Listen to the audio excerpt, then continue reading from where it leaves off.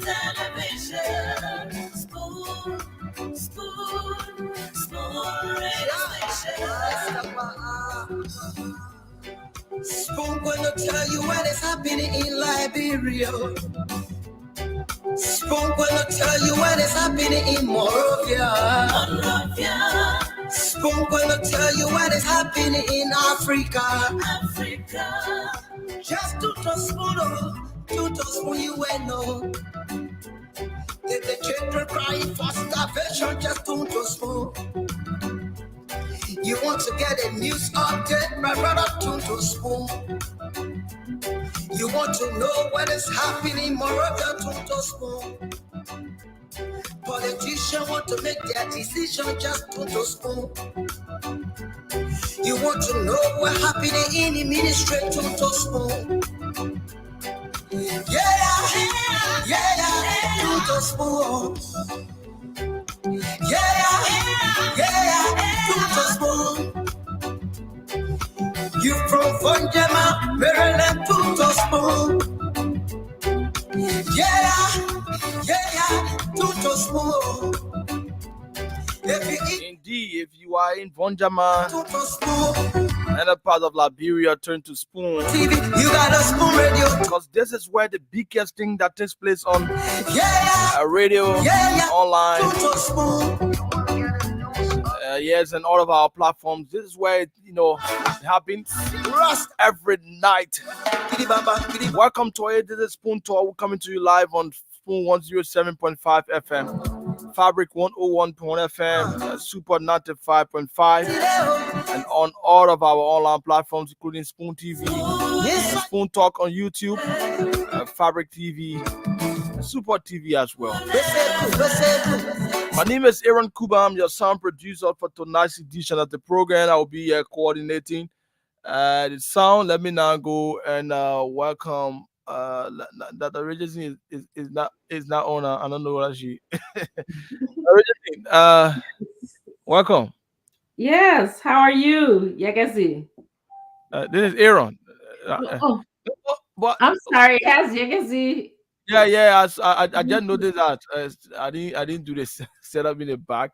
Oh, Aaron, I'm sorry. I just read your name and need to pay attention to your face. How are you doing? I will do that quickly. I'm fine. That's good. Yes. I'm okay. Oh, okay. Now you changed your name. Okay. Yeah. So how's Liberia? How's everything?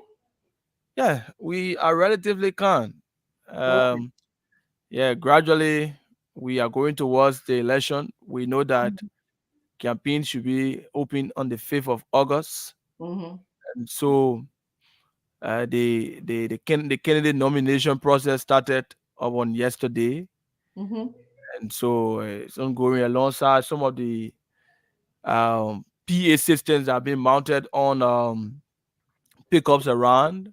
Really? With the National Elections Commission informing people about the exhibition process. So it's just all politics. But aside from that, there are other things that are happening to more interest as well. And so many things happening as well. That's good. Well, it's been a beautiful day over here. I'm in the northeast part of the United States, and the weather is nice. I had a lot of meetings this morning, so it's good to be here. It's good to see Liberians. It's really awesome when we can come together at this time to talk about Liberia. There's so many things going on, as Aaron said. So when we come here and discuss issues, we're hoping that we'll inform you about your right to vote and making more informed decisions about our country, how to proceed with our country. So really want to thank you so much for coming and share the show if you have not done that so far.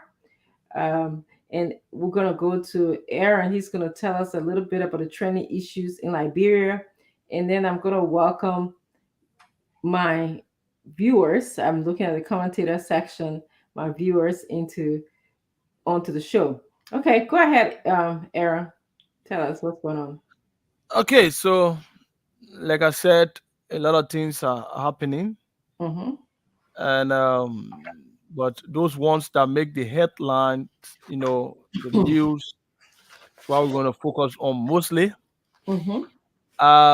Today, while the Liberian Senate was in session, Mhm. there was an abrupt, stop of their regular sitting because of two of President George Weah's officials of government, Samuel Toye, Minister of Finance, and you had the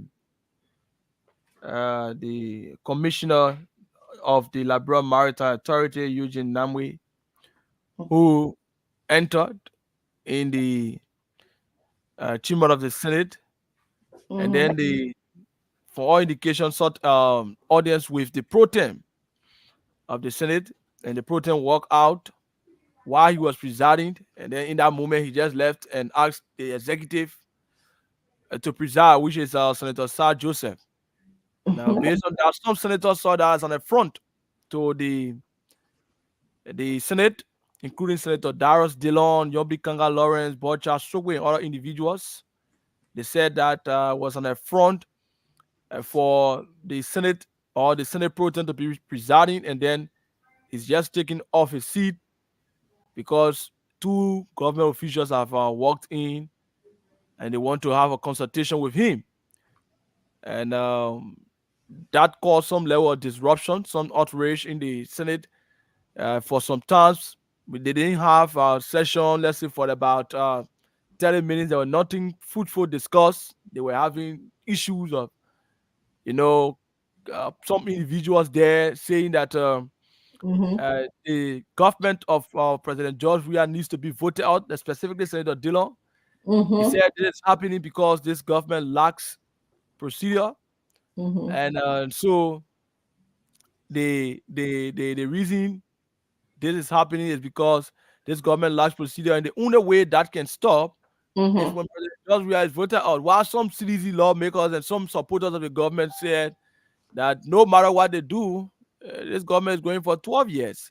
So that in Mhm. itself, yeah, it caused some issues, but the protest later returned, and that caused some level of calm. But the senators are saying that that is an affront. But I cover the Senate, and I know that in most cases there have been instances of such, wherein sometimes officials of the government come in. One person I notice always that is around is the legal advisor to the president, Achibo Bona. He always around the chamber of the Liberian Senate. And he sometimes, when the president is presiding, he comes in and sometimes Mhm. whispering to his ears, and then they talk. But for today, they took the president off his seat, and whatever they went to discuss, it is Mhm. not known. Yes, so that it is not known. That's Now, interesting though. That's really interesting. So, I have a view about that. Um, I wonder, could they have written the pro tem to have a meeting with him as opposed to, was it something urgent that they needed to talk to him right away that they had to interrupt session? the chairman of the Liberian Senate has the doormen. They have the sergeant at arm. They have the doormen there. They are referred to as captains. Mm-hmm. So those individuals are there to serve as a liaison between those senators and anyone coming in at any time, especially when the session is ongoing.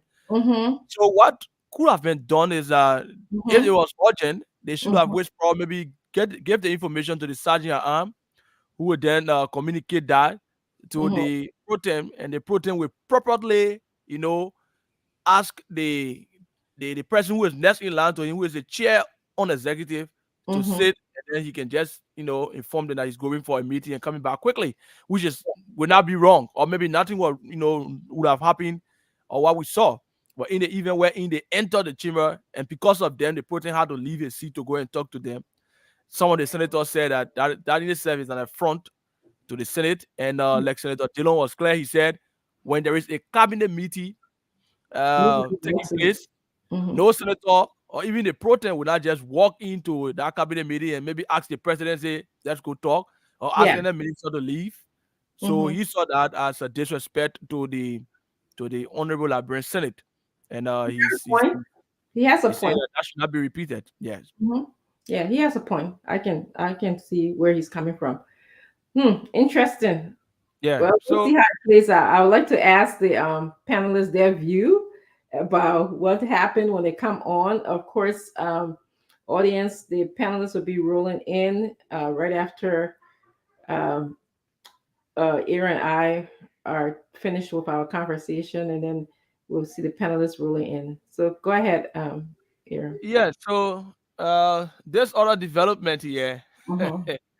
Damo always let the con title to some of the trending news, but this one I don't know what title to attach to it.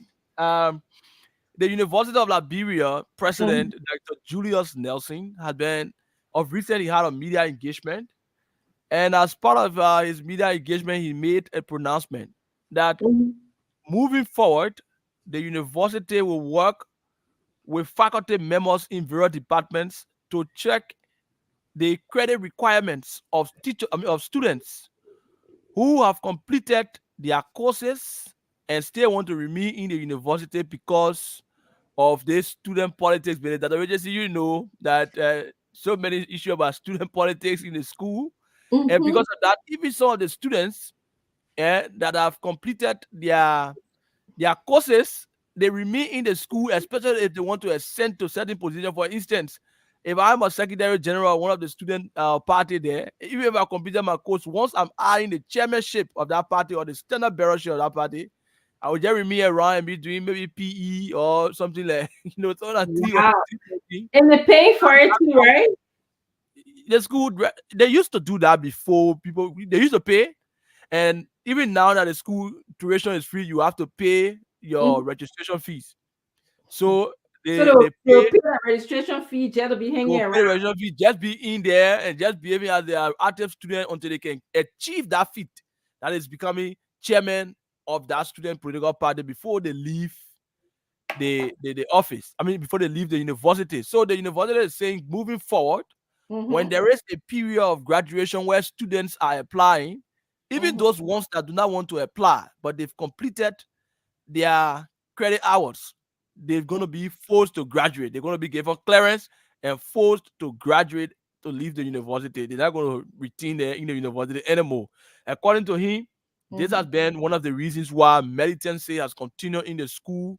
People completed their courses and they remain in the school. They don't have activities because he believes that if you have activities there, you have many courses that you focus more on your school works than the militancy and all of those things. So moving forward, the university will start to push students outside now once you've completed all of your courses. So I think that's that's a one of the that's a good move. that's one of the one of the trending issues here now. That's a good move. I didn't know that happened. I really didn't know that students stayed around at the university simply to be involved in politics. Like I would delay my graduation uh, Hmm. for that reason. I mean, I when I when most students graduate, you want to get out. You just want to get out. You don't want to hang around for no Yeah. reason. Nothing will make you hang around because that you're paying extra money. But anyway, I guess if politics is what might keep students busy at the university or keeps anyone busy as opposed to being bored at home or just walking around the street. So a lot of students find solace in the politics. So that's probably why they do it. But I think that's a good move by Dr. Nelson. I think that's a good move. Yeah, so they're gonna do that. And so Hmm. Hmm. that's just two of the training needs, but that's just one from today. The Minister of State of our portfolio was at MICAD, the Ministry of Information, Culture Affairs and Tourism. We're getting information that the park that is being built by the president in around the Dole community area, Claratown. Hmm. Hmm. Though they've not dedicated the park, but they've already named the park as the Young Survivor Sports Park. Oh, But I there are thought some we have to George Weah again. no, there are some young people. I think there's Young Survivor is a team that President Weah played for before. The first team he played for in that Oh, Claratown okay. area. So yeah, like he did with the IE, where he named the Hmm. park after the IE, the Invincible Sports Park. Hmm. Similar thing is being done, but there are news about the young people in that area, they are protesting the name. They want the park be named Dole Community Sports Parks. So they are protesting the name. The minister with us, the minister of state of our portfolio today responded to that. He said the Mm-hmm. president has the prerogative to name projects that he's undertaking. So the name Mm. remains, and it's not going to change to community sports park. Then it's because of that. Then people should also be protesting that Invincible Sports Park be named maybe Single Sports Park or Oro Sports Park. But it doesn't have to be named after the community. It can be named based on the discretion of the president who undertakes that project. So that's why brewing in that other area. Let's see, maybe when they open the park because he disclosed today that very shortly they will open the park. Who knows? Maybe the young people there will protest the opening of the park and on the basis of it not being named after the community. Yeah. But I don't Um, know how important is that. well, maybe naming the park after the community might give them a sense of ownership that is theirs. They might want to take care of it more. Might want to use it more, or as opposed to naming it after something that they're they may be familiar with, or they don't know the history of the president's naming the park. Maybe he could have told them the history to get them involved with it. But I hope that they will work it out. But I think naming a dual community park would just give this young people their sense of ownership. This is yours. This is your community's park. So, but again, we'll see. We'll see how it works out, how it plays out. Yeah, so And that's some of the news, yeah, mhm. that we can just inform you about. Yes. Yeah. Okay. Thank you so much, Aaron. It's good when you can provide Liberians with some of the training issues. So I appreciate you providing that news to us. Let me see. We're gonna bring in our panelists now, Let and me just do this adjustment quickly. Daniel, you need to do some editing of your name. You're in the back. You've not come on yet, but you need to edit the name that is there. Yes, please true. edit the name. Yes. Yes. Uh, yes, edit the name there. So okay. So Okay. yeah, if Dana edits the name, then maybe he could come back and come on. Sure. Sure. All right. I see we have someone in the back. You want to bring them on? Yeah. Okay. Let me bring her on. Okay, you on now. Hello. Hi, Hi. How are you? Francine. Good. How are you? I'm doing well. I see you joining us today. Yes. Yeah, yeah, that's good. That's good. So we're gonna wait for the other panelists to sort of roll in. They kind of just come in because some of them are coming from work, but I'm sure you listened to Aaron discussing some of the training issues. So I just wanted to ask you if you had any thoughts about them, and then of course, when everybody sort of join us, then we will definitely talk about some of the issues. I know. Thank you, and thank you, Aaron. Is a great privilege to be on the should I say the biggest platform. But thank you. I want to say thank you to your leadership, to Stanton, and to all of you guys for the wonderful work you've done to maintain this platform and provide us opportunity, whether you're in the diaspora or from home, an opportunity to engage. So I want to say thank you. You've done remarkable, and I know this platform continues to grow. Thank you. It's just a nice thing. I listened to Aaron some of the issues as election. Mm-hmm. Trust, yeah, the temperatures are high. You will Mm-hmm. start to see that he talked about conduct in the In, legislature. yeah. And that is one thing the government officials are always in violation of. If you look at code of conduct, even in the executive, you will start to see as election draws near, people will start to use government properties for campaign. Those are also some of the things that we are beginning to see. And those are all violations of the government's code of conduct. How elected officials or appointed officials who receive taxpaying dollars conduct themselves is something we should all pay attention to. And like he said, that is not new. like what happened today in the Senate. But even though it's not new, it doesn't make it acceptable. I just think that people need to bring this kind of prestige to governance. So I guess I was like I said earlier, was there an urgency to the meeting? Was it something that Mr. Twe and Mr. Name could have written the protest and said, okay, can you meet us tomorrow, or can you meet us Monday at 9 p.m.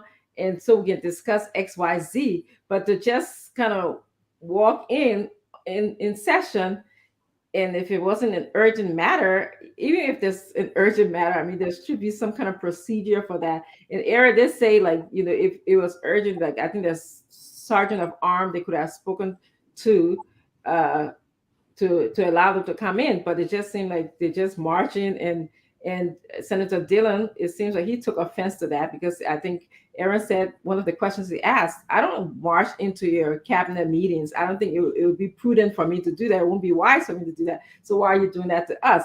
So, yeah. I think Senator Dillon at that point was trying to point out the balance, or should we say the imbalance of power, though there should be three equally powerful branches of government, but that shows, and not just in Liberia, but in many third world countries, how imbalanced it is and what unparalleled power the executive has over the legislature and the judiciary, which is one of the problems that has held us back today.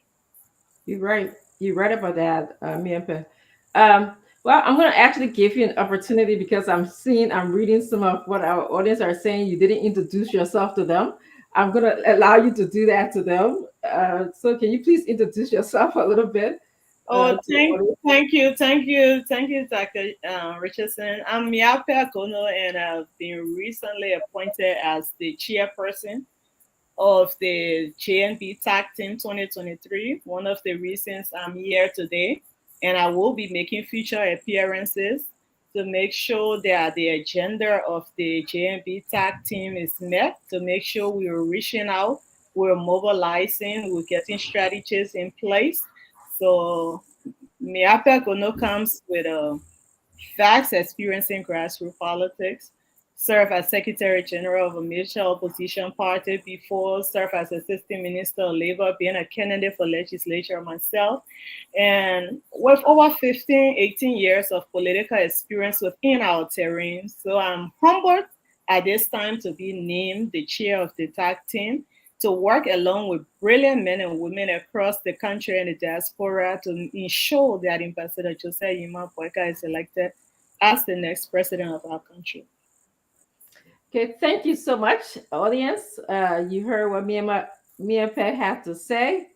So it's going to take me a few tries to get your name correctly. So just bear with me. Or you can just go with Cole. It's fine. Cole is so much better. I love Cole. So much easier. I want to welcome Daniel Sano, who's been here with us for a while now. I'm sure he has a lot of things to tell us today. So let's just start talking as the other panelists roll in. Daniel, we were talking about how it's Tintin, welcome to the show. We're talking about how Mr. Namwe and Mr. Twe walked in on the senators today, and some of them didn't like the fact that they just walked in. They thought that they were abusing the power, of just walking without any letter, any kind of, telling them we're here. So what are your thoughts on that? We're just talking on that. Well, but that's an extension of the disrespect that the executive branch headed by George Weah has consistently rendered the legislature. Even Mr. Weah himself, when he became president, he went to the legislature and said he wanted to greet the people. It became a whole argument because he was not a member of the legislature, but then it caused disturbances across the two chambers. But what we have to consider here is that the leadership of the legislature is headed by two persons who are seditious. So I think what they have succeeded in doing is to use that partisan posture to kind of denigrate the independent image of the first branch of government. You know, the legislature is the first branch of government with supervision over the other two branches, which has not been very helpful to the country. The other day, we were here discussing how the lawmakers are going to endorse the re-election bid of President Weah, even though it was laughable. But we said that the CDC has always enjoyed dominance in both houses of the legislature. Talking about the visit today, the unannounced and impromptu visit of the two officials of government, I really do believe that these are troubling times for our country, because the central bank governor is somebody who is very clueless. He has absolutely no idea what is happening to the economy of the country. And I was there the morning when the both of them appeared. I had thought that they were invited. Little did I know that they were never invited. And so we're concerned. The conversation we're having across the country now is about the 11 million for the rice subsidy. Yes. The misapplication of the road fund, and the escalation in the exchange rate, which to a greater extent, showcases the porousness of our economy. So if you should go at the legislature, it should be on concrete grounds. The legislature is not a place where you can just go to walk about. You know, today is Thursday. It's an official meeting day for the both houses. So on what basis will a government official abandon his own duty to just go and pay an unannounced visit to the legislature if they say it was some holiday or what have you? But again, these are the kind of people that have in government.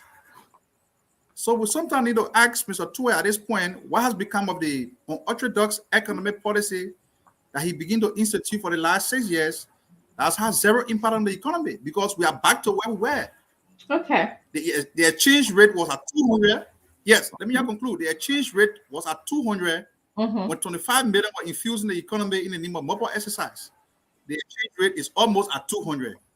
So let them be able to explain to us where we are instead of going to pay unannounced visit to the legislature. I know that visit today was intended to subvert and circumvent some of the stringent measures that are about to be taken on officials of the executive. I know that. So let's see how it plays out. Okay. Thank you so much for your point. Your point well taken. Stanton and also Mo Ali, welcome to the show. I'm gonna go to Stanton we're just talking about this unannounced impromptu visit to the chambers today, and then we will go into what's on your mind. Like everybody have a chance to talk about what is actually on their mind, and then of course I did write down my thoughts about the newly appointed governance commission playing partisan politics. How does that impact our government? That's kind of what I read something about how he is saying that he's going to support the re-election of Mr. Weah. That is Mr. Yelu, who is the newly appointed good governance commissioner. All right, so Jesus, Stanton, go ahead. You just called me Cat? Yeah, I did. Go ahead. You have a good show, and I see you tomorrow. I would not beg you. I'm not big. I'm not big, you. You better pay. And I your friend. Why you say I'm not big? Then you say I better big. What kind of friend are you? They call me. We say wash it. I see. Oh, Thank wow. You wow. Thank you for Well, I want to say thanks to everybody. It's good to see you, man. How you doing? Good, thank you. Wow. It's a pleasure. How's the family? Fine, thank you. Thanks for asking. I'm gonna leave it like that. How's your daughter that graduated though? Oh, I said I will leave it like that, right? Okay. Oh, she's fine. She's a sophomore now. Oh. Man, all because of you, a very strong and wonderful mother. Thank you for her. and your family. Mo Ali, what's up, Mo? Say I'm not coming on the show to announce that you're traveling to America. I won't do it. I would just remind the people I'm that not are traveling. Okay, but I don't say like I'm not to going to travel. announce I it. don't like to travel long distances. I'm afraid of plane. And I so said I will not announce it. I just said my piece, my man. I won't announce it. You know what, Mo? My mom was watching the show. She said, "But why you told Mo Ali that you will not announce it, but you were saying it?" Daniel Osando, the LP spoke. Oh, that your title now, LP spoke, man. Most ability coming for you, Daniel. You just spoke, man, for LP. Oh, Eugene, let me Fagon. This guy, I got to block Eugene. He called me 24/7. I got to block him. And I want to say to you, our dear sister, Dr. Chinwe Richardson, we appreciate you tonight. Let's just welcome everyone that's saying that consider Lamin Pakor is in the back. The man that can put us in spelling Dion. Not Pakor. I will not pronounce it the way you want me to pronounce it. Say again, Moali. How do you pronounce it? Pakor. Pakor. Koya. G. It's a G, not K. Pakor. Whoa. So just say God. Put God, but take out the D and put arrow. Okay, by God. Nah, but then instead of the arrow, use R. Okay. So, but listen, are we here learning the man name? Can we move on though? Yes. Seriously. You gotta learn. People call me water spoon, people call me Satan, people call me teaspoon. I mean, let's move on by. Yeah, bye. Yeah. They wanna plow now. Yeah, people. My man. You know what the late Chief Justice did one time? Chief Justice, what his name said? Now Richard said, "Man, taking my time." No, that Chief Justice put all the journalists in line, told them to pronounce his name properly. What Ellen for Chief Justice? Well, the reason why I'm asking because it's important. I really like when people pronounce other people properly. Yeah. So that's why I'm asking. That's what Richard said. But actually, Mwali, another time nobody hearing you. To be honest, thank God nobody should hear the man, but let me give him my time, man. Go ahead. Thank you very much. Take your time. Thank you. Go ahead. You got a lot of men drinking well water. You're acting like he's drinking mineral water. Hey, Daniel Sano. I think that well water, Daniel. Not mineral water. But let's go ahead. You better put lamb in it too. That's the best thing, put lamb in it. Because the doctor said Fagon should lose weight. His BMI is very high. So give him some of that lamb water, it will help him. But let's have a wonderful show. Give me more energy. Let's go ahead.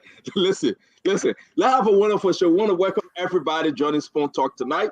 We got a big program for you, everything plus more. And again, we welcome you guys. What is on my mind, Dr. Richard saying?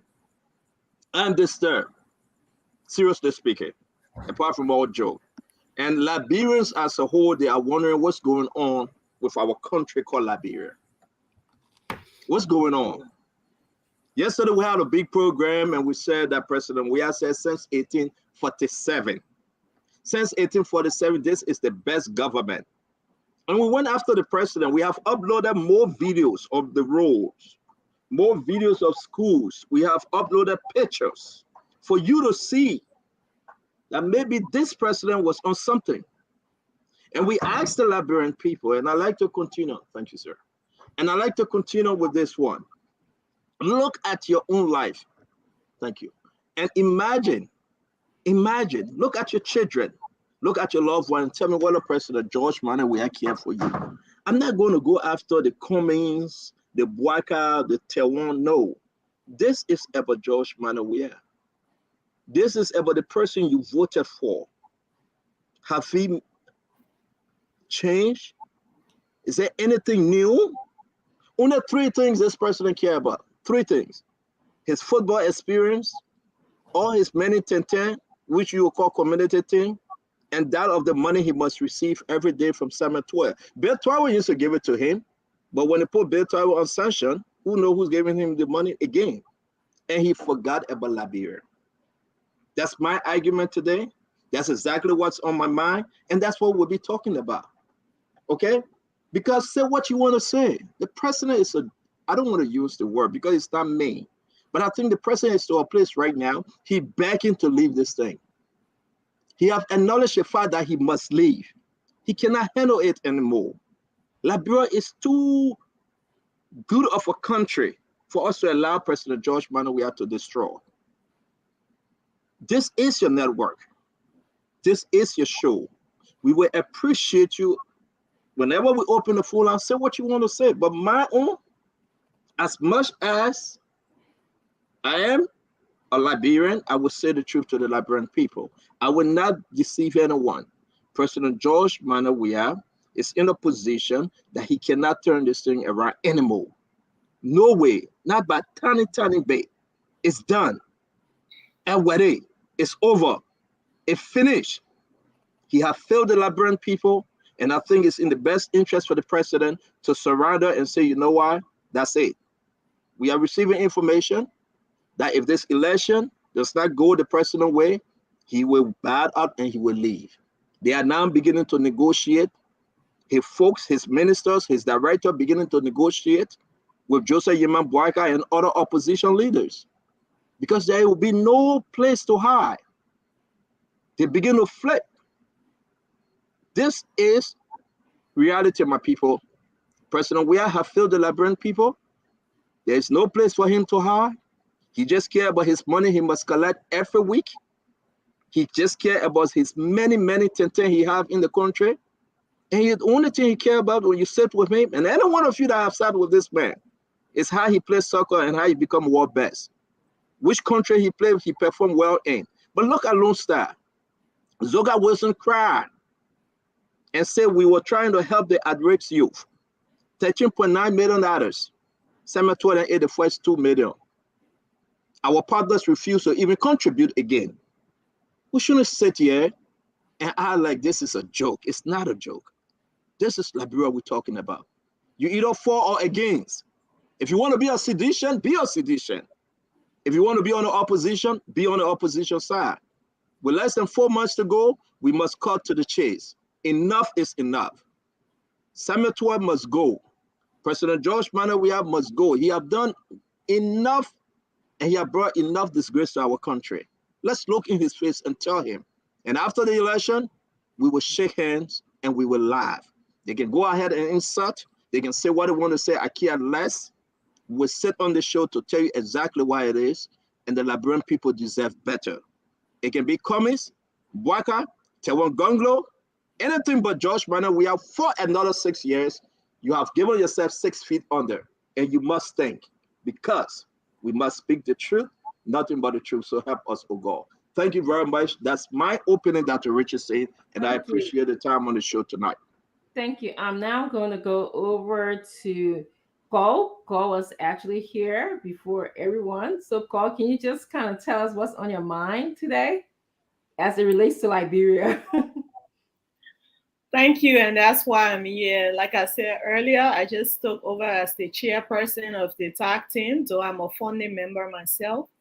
And I'm here today to focus on the objective of the tag team mobilization, outreach, and see how we get resources geared towards the elections of Joseph Yeman Boakai. Like Stanton said earlier, our country is in a horrible state. These are crucial times. And that is why we must act. And we will not be judged just by the things we say, but by the actions we take.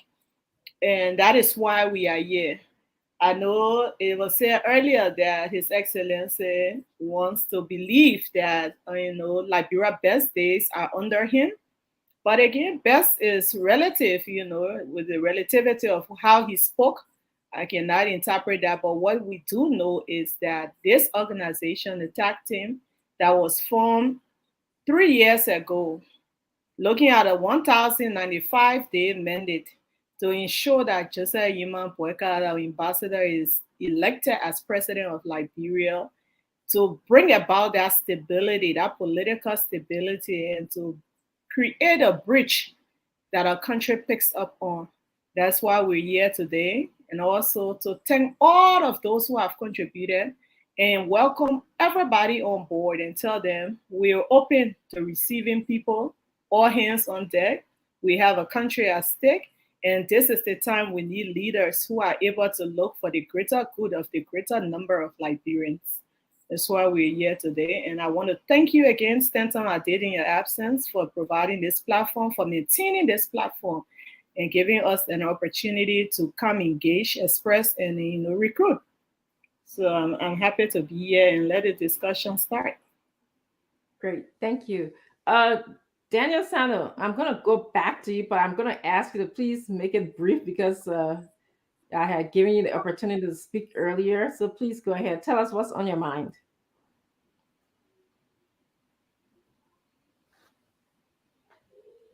We can't hear you, Daniel. You get me now? Yes. The 2023 elections is fast approaching. Just the other day, we're talking about 5 months, and we got roughly 2 months, 15 days to go. I said 2 months because today is June 15, and the election is on October 10. So as the election draw closer,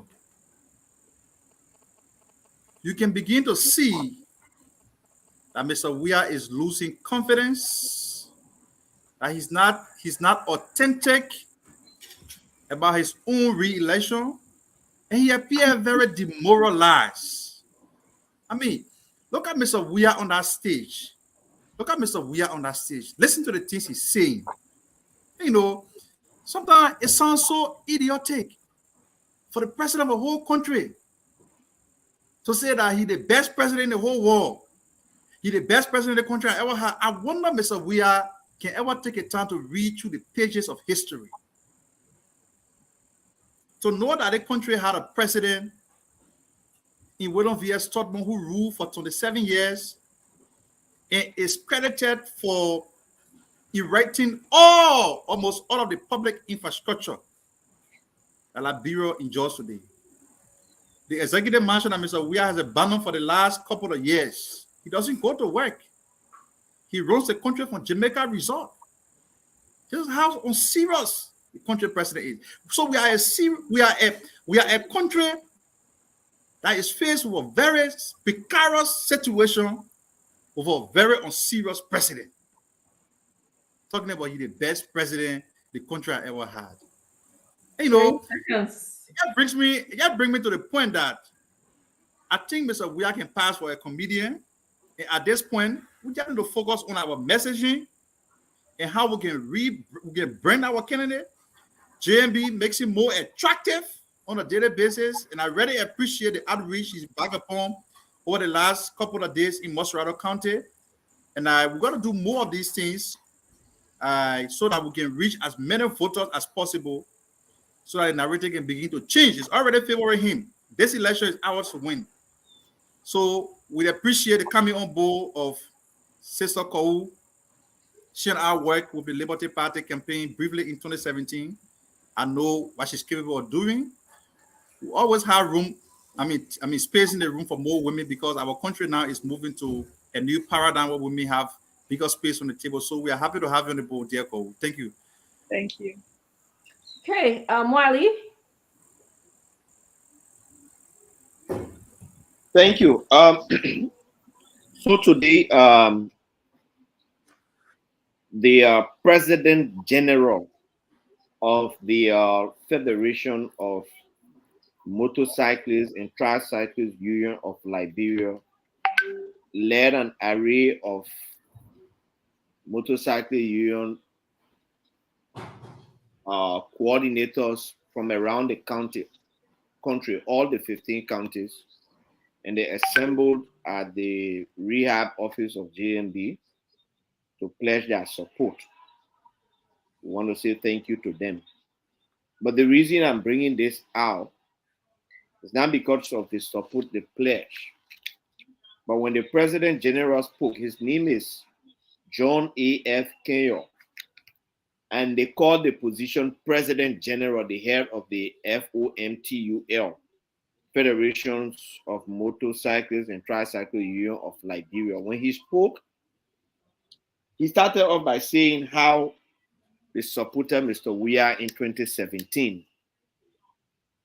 And to the extent that our current chairman, Luther Tapper, who organized them into that union, who is the board chair, when we talk to them for JMB, and they get to him say, Chief, we hear you, it's okay, but this time around we're supporting Ambassador Weah.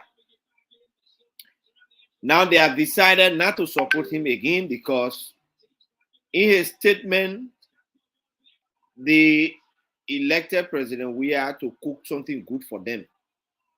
Unfortunately, some of the things that President Weah cooked, that kush and cocaine, that is damaging most of the young people in the country. But that was not the main part that caught my attention. He said when they decided after they put the topic in their chat room for discussion on who they should support in this election, Koji called him along with few of the members of his leadership, and they went and they took their phones from them. And Koji told him in the presence of I think 3 or 4 of his guys that if he does anything contrary, they will go to his house, they will get rid of him. He was saying it openly. He said, if I have my phone, I'm going to record him. They will get rid of him. They will get rid of his wife. They get rid of his kids. His mother lives with him, and they will get rid of his mother as well. He said he sat down there trembling and he cried. When he left from there, he ran to Reverend Luther Tapper to seek advice. And Reverend Luther Tapper gave him courage. A few days later, the president himself called him. 30 seconds more. Yeah, the president called him to where the place name. They can't story too sweet for 30 seconds. Borrow another 10 from my own 10 seconds. Thank you. The president called him. And when he was going, he went with 5 of his guys. President asked him, where are you going to do beyond Boakai? What do you think Boakai or Luther Tapper will do for you? The man's sick. He can't do anything. He will die before the election. The president went on ranting. When the president got through, he told the president that, look, our minds are made up. We are not supporting you. And they got some threats.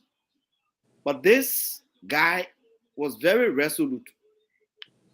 To see people who supported you in that form and fashion in 2017 will be leaving from behind you, not because he didn't do things for them personally, but because the things that are happening in the country, when the guy said they cook kush for them, they are getting kush and cocaine. More. They are dying. 2 seconds. Yeah. It makes them to take a 360-degree turn. Thank I you. mean, listen, that just opening, my man. Y'all just Thank you. 30 second opening, y'all. Mr. Fagon, 20 seconds for you. You just give me give him time 20 seconds, please. 15 seconds. I thought at 2 minutes the man talking for them. You say 30 seconds. Yeah, you told most of your time. Go Yeah, ahead, man. The man said 10 seconds, so the man got 1 minute. I'll mute you. Stop arguing our show, man. Stop arguing, man. Make us 15 seconds. I'll mute you.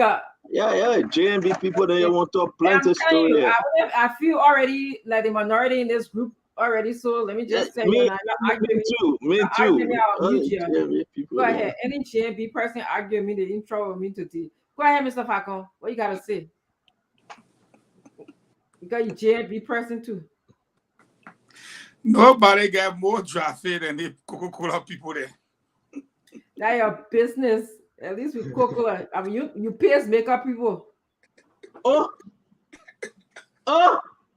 the Lord of my son.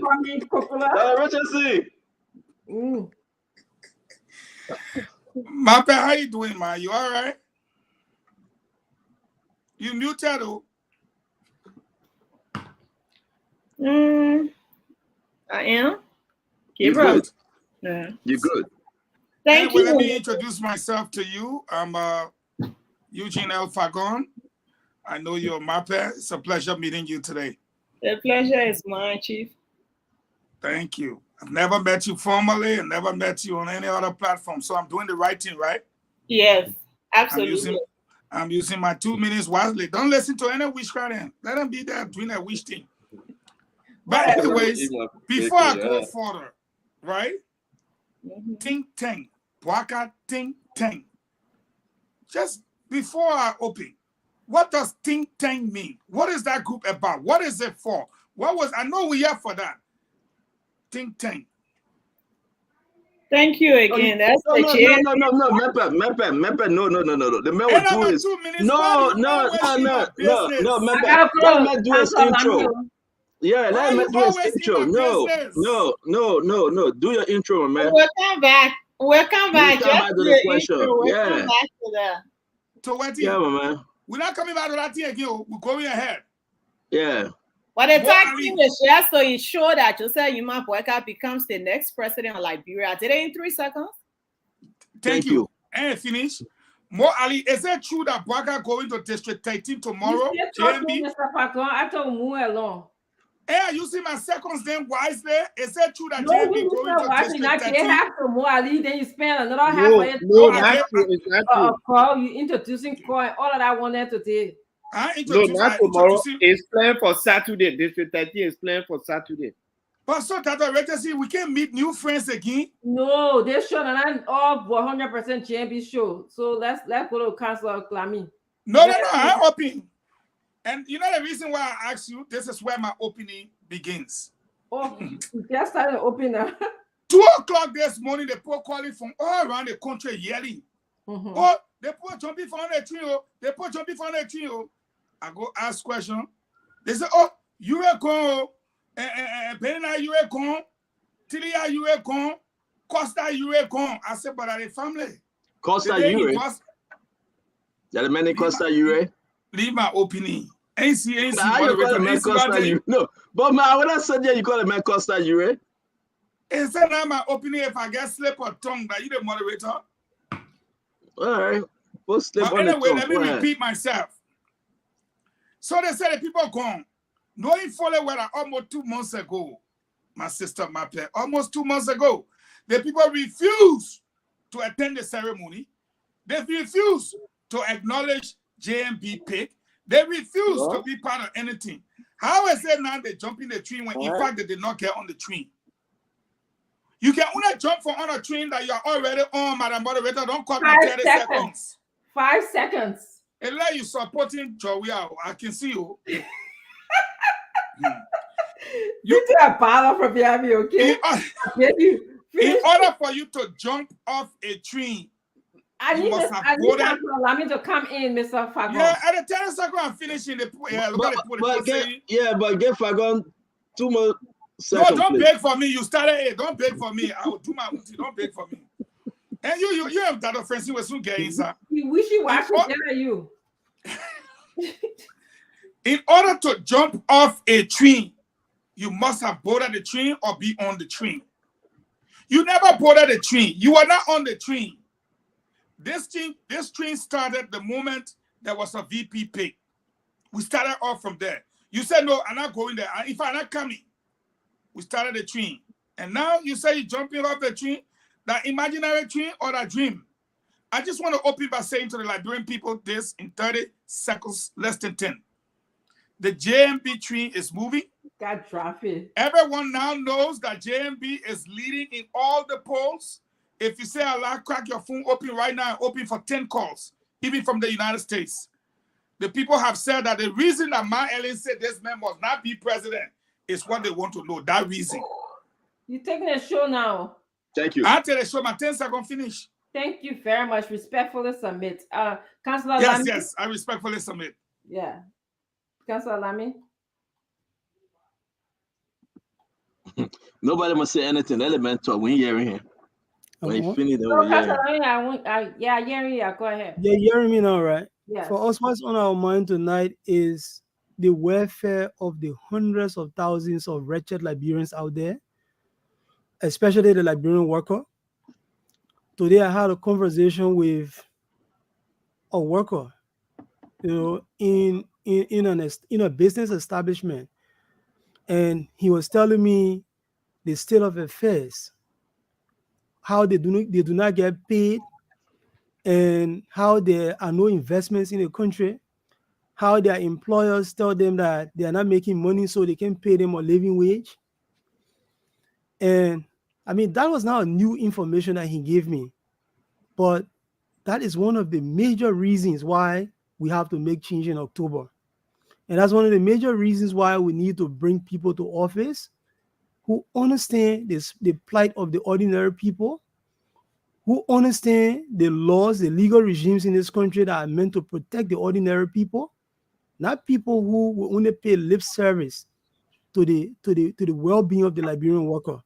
The Liberian worker has been ignored in this country perennially. And they've put in laws, they put in rules, they put in a provision in our constitution that makes it difficult for workers to unite and for workers to be politically active. We have to change those things, because in any society where the workers are ignored, the political situation never improves. So tonight, we should all be talking about the workers of Liberia, the poor hordes of people in the slums of Monrovia, those people who wages cannot take them home anymore.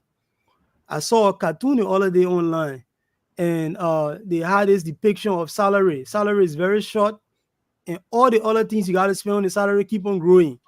And the cartoon is saying, salary you remain immediate while every other thing is growing. So we have to be interested in the well-being of the Liberian people. Instead of continuously talking about who is endorsing who is gate crashing or legislative party, who is going out there jumping off trains or getting on trains and stuff like that. There are people in this country who personally, as I speak, their stomachs are growling because they didn't have a proper meal today. Some of them got to behave like doing a war where people drank sugar water and went to bed. Some of them got to buy sugar cane to eat. Some of them got to go and forage, in the swamps to get food to eat for themselves and their children. We have to be focused on such people. The welfare of those people is of paramount interest to all of us, because of those of us who live in the borders of this country. When the poor people, when things go wrong and there are riots, everybody becomes a target. So we have to ensure that we focus on the well-being of the poor people in the country, the workers of this country. We have to focus on that. And that's what is on our mind today. And I mean, obviously, the Gonglo campaign is very, very strong on stuff like that. He was Minister of Labor. He made sure he put in place measures that provided jobs for Liberians. So I will stop on that so far. Thank you. But Councilor Lamy, I just want to tell you that the rights of the workers and what we discuss when it comes to the senators and representatives, they are very interrelated. So let's give other people the opportunity to talk about what they want to talk about, and you can definitely. Obviously, I don't have any problem with them discussing what they want to talk about. Yeah. I'm just saying. No, you get problem because when we make our money, you come out and say, no, Eugene, I will let me give first with me, man. Instead of talking about I will take that name from you. I will trees, take that name from you. Instead of talking about people jumping I will off take that name from you. try your own, let me tell my own. Yeah. I will take that name from you. So that's the beauty of this show, everybody has. Every time I tell my own, you will come. You're just making men pet to just be looking and say, what I got myself into today. Diversity of opinions. So good. So guys, let's just start with something I read in Front Page Africa today that I was a little bit alarmed about. Is the newly appointed governance commission head, Garrison Yelu, is active in politics. He is working to re-elect Weah. And my question to you is, does his partisan politics violate the act that established the Good Governance Commission or the Code of Conduct?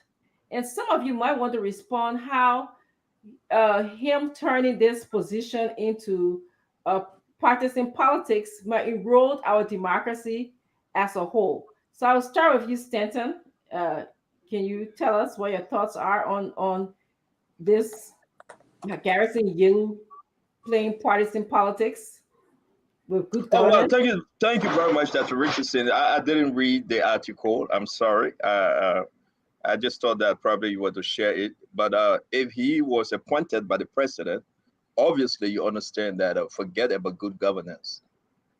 He's supporting the president. And that's the issue.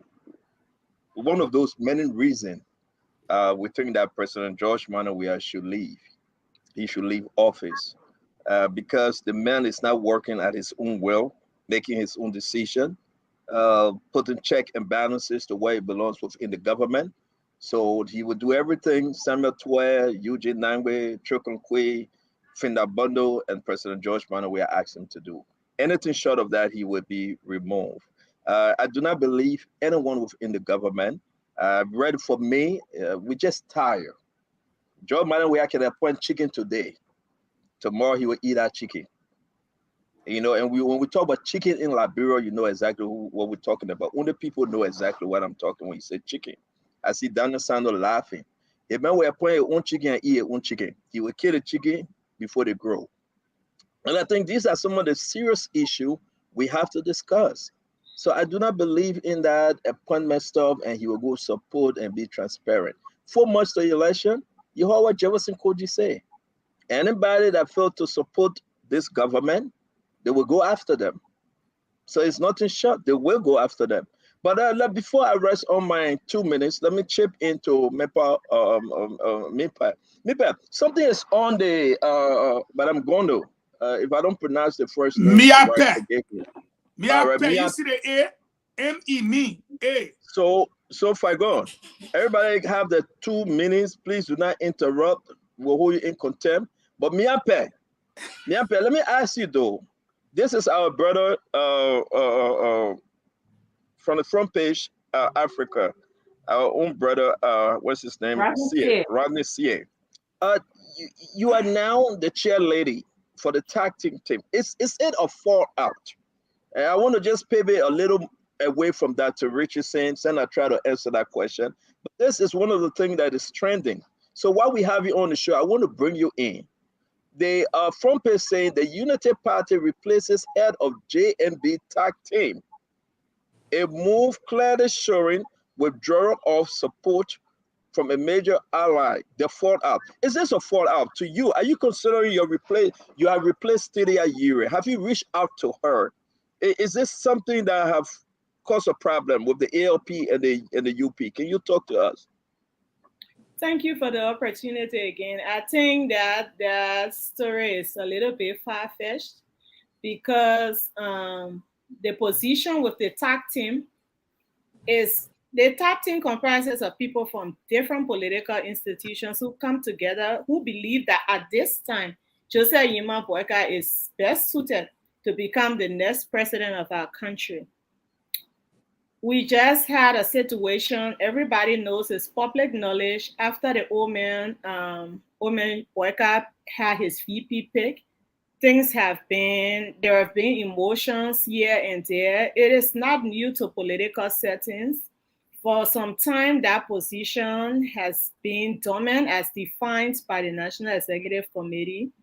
There were so many efforts to reach Madame Tidia Yure, who I must say has done exceptionally well with the tag team. We respect her. Her work is remarkable, or her work there was remarkable, and we will forever be grateful to her. Notwithstanding, things were being held up. We have less than 200 days or 150 days to elections. We had to get the tag team going because you are looking at an organization that is working with strategy, mobilization. We're now starting to think about recruiting our people for pool washing and all of that. We do not have the luxury of time. It was against this backdrop that efforts were made to reach her. A committee was set up. I beg you are on my time. I know you will talk your own, but I just want, because you know I'm using my time, and that's Richard saying. Oh yeah, I will borrow you some of mine. I will borrow you some of mine. When I wanted to use my time for the same purpose, yeah, I just want the public to understand this is a very sensitive issue, and it's not a laughable issue. Have you reached out to Tidia? Have you reached out to Tidia? I will get there. Just give me some time, Stanton. I was also a member of the outreach team. I reached out to her, letting her know that you need to speak to the National Executive Committee on what your plans are. She did acknowledge that message. And Even the district chairpersons, they reached out to her.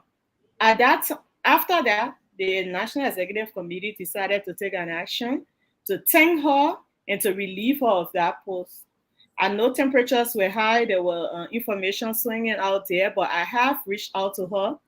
But the same means After your appointment, you reach yes, out to her again. actually earlier today, and I told her, listen to me, my sister, I cannot thank you enough for the work you've done. I know temperatures are high. I know I may not get an answer now, but like the big sister I am to you, I'm open to talking. Let us know when we can work. Our work is geared towards the interests of our country.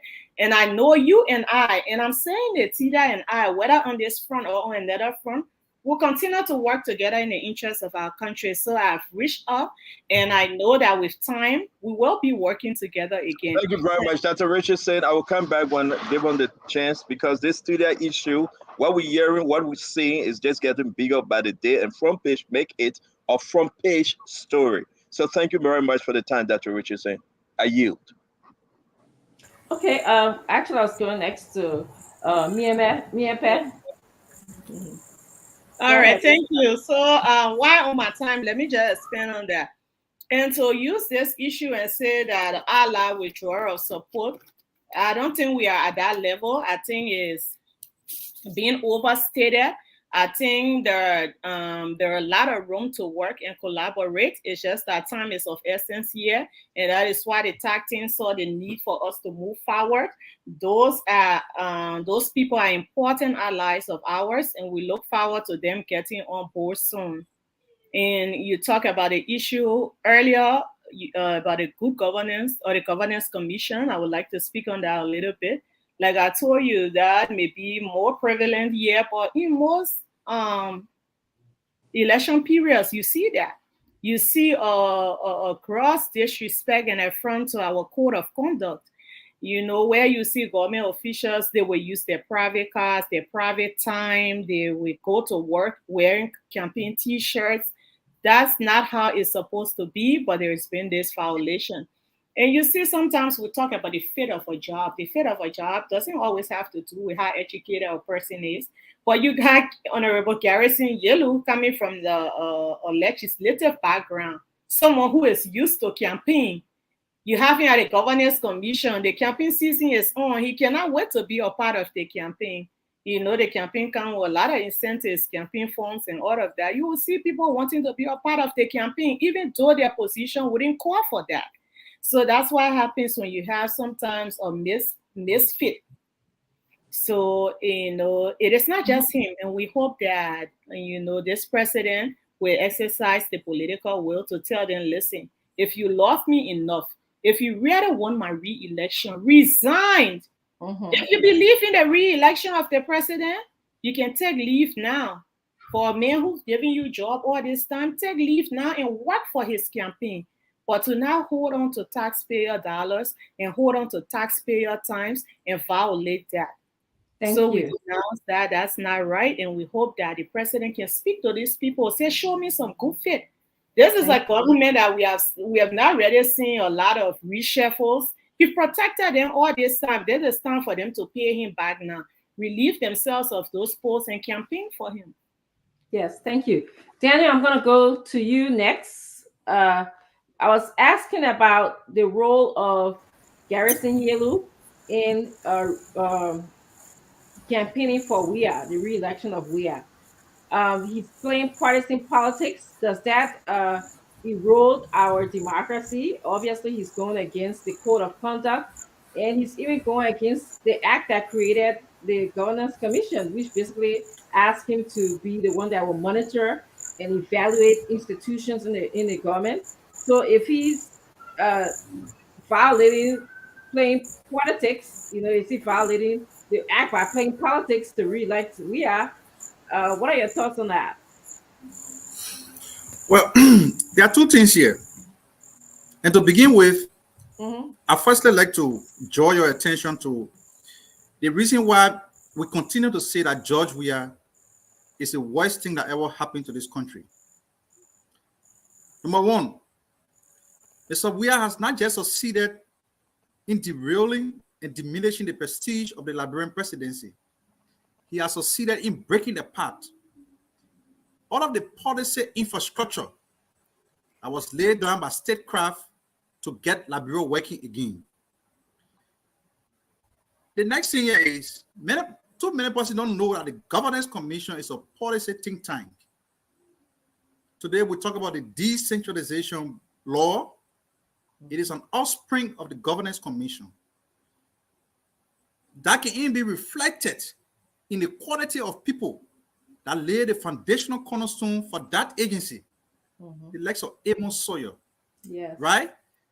All the people who work over there are policy-driven people who are not carried away by the regular political conversation in the country. So, to save the soul of our democracy, someone will imagine that even if Mr. Weah is incompetent and inept as he is, but Mr. Garrison Yellow, who is supposed to be educated, as chairman of the Governance Commission, is not supposed to be in the business of making some of the childish, irresponsible, and reckless pronouncements he's making in the name of politics. I do not want to mention the code of conduct, because the code of conduct has since died and was buried the day Mr. Weah became president. I mean, I see my friend Akara's Grace on time. You know, he's so shameless. He carried himself as a campaigner for the passage of in the law of the code of conduct today. The code of conduct is being brutalized. It's been bastardized under no other person leadership, on the CDC leadership. So it's a disgrace, it's an embarrassment. So, I mean, Mr. Yolu, in all fairness, should not be in the business of getting involved in the politics. But again, everything points to one thing. The country is not being governed over by normal people. There are people who have normalized the wrong thing, and to them, even if you try to do the right thing, it is wrong. Talking about officials of government going on the radio making public pronouncement, blatantly in violation of the code of conduct. Even when Mr. Weah himself issued an executive order, quote unquote, in the name of upholding the code of conduct, what do you see? You see officials who are barred by the code of conduct still actively involved in the politics. So yes, on the opening, thank you. The country is in a serious problem, and Mr. Weah is not just going to go down in history as the worst thing that ever happened to our country because he's incompetent, but also because he succeeded. He has successfully succeeded in diminishing all of the infrastructure that are meant to hold Liberia together as a country, as a state. Look at the LACC, look at the GSC, look at the Governance Commission. All of the agencies are down. They are dead under George Weah because he's not interested in accountability. He's not interested in transparency. Thank you. Thank you. Marley, so you heard what Donald Sano said, that Mr. Weah is interested in derailing the institutions that are supposed to promote good governance in our country. Do you think that the fact that Mr. Yelu is now talking about he's campaigning for Weah, does that create a conflict of interest dilemma? So before I answer the question, I wanted to make one quick clarity on the issue of the 13. The 13 is clearly an independent think tank from the Unity Party, and the Unity Party does not make decisions for the 13. All of the chairs that were there, starting with me to Cyrus Sigbe, to Tidia Yue, and now Miape, the Unity Party did not appoint them, and the Unity Party does not operate with does not control the operations of the 13. And I reached out today to Rodney Seay and told him clearly his headline was wrong. And I even posted on there. He and I had some back and forth. Now to the question. One of my brothers was just with me. I will not call his name, but he's clearly an expert in the Governance Commission because they have worked there. They clearly set it out along working under Dr. Sawyer. And he was just showing me the art of the Governance Commission. What Garrison Yelu is doing is clearly against the art of the Governance Commission that says that commissioners must be non-partisan in order to prevent the governance agenda from, derailing. to come out as chair of the governance commission and campaign for a president is wrong. But the first thing is you have to look at the appointment. If you look at a commission where the caliber of people that have served as head, ranging from Madame Selif herself to Dr. Amos Sawyer and all of these people, and then you take Garrison Yelu and put him there, it clearly tells that, to your question, a simple yes. President Weah is interested in damaging not only governance institutions, but also anti-graft institutions. That is his clear agenda. There's no way you can take, for example, Mo Ali. And because I got degree, then you say can't head the governance commission. What's about all the qualified people that are here? What's about all of those people who have gone from the grassroots of the governance commission to the top? Some of them hold PhD today. Dr. Pangbala Segbe, Dr. Ibrahim Al-Bakri Nye. All of these people are here. You leave them out and bring somebody who is a novice, who has no education in governance, who has no understanding of the governance commission. You put him there. You expect that man to abide by the ethics of the governance commission they act? No. The man is there at the mercy of President Weah. He remains there at the mercy of President Weah. And so whatever pleases President Weah is what he's going to do. So clearly, President Weah is not in the interest of ensuring that any governance institution remains independent. He's not in the interest of ensuring that anti-graft institutions remain independent. So they're just going to be there for the namesake, and they will damage them. We go to election, the only way we can fix it is what Stanton said: we boot them out. Simple and period. It can be whoever, like I said, always on this show and any other show, whether it be Councilor Tier 1 Gonglo, ABC, or JMB, it just cannot be Weah. Weah does not fit in the category of any of these three people.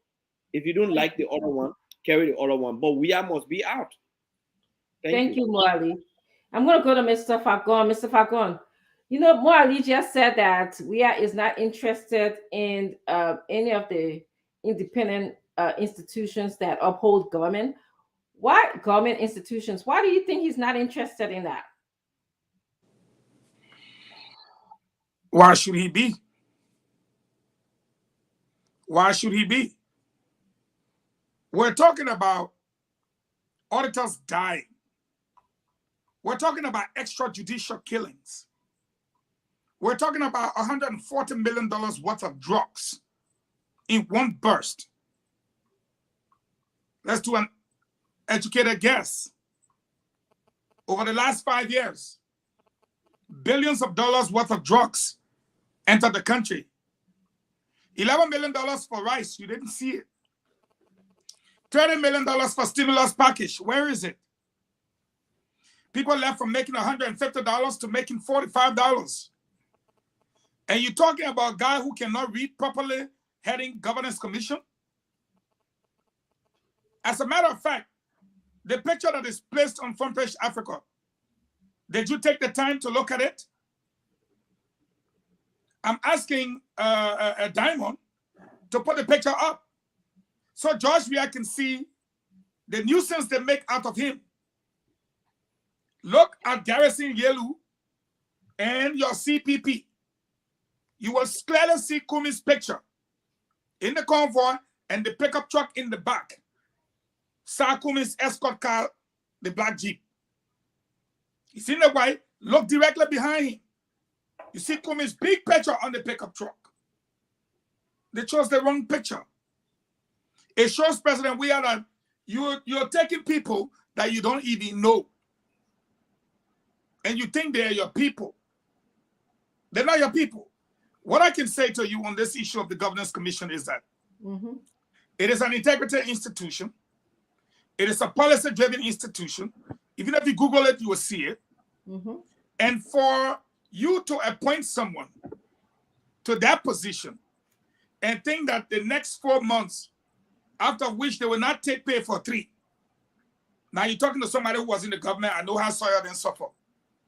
I know how all that big jaws. May his soul rest in peace. Howard. Anybody know Howard?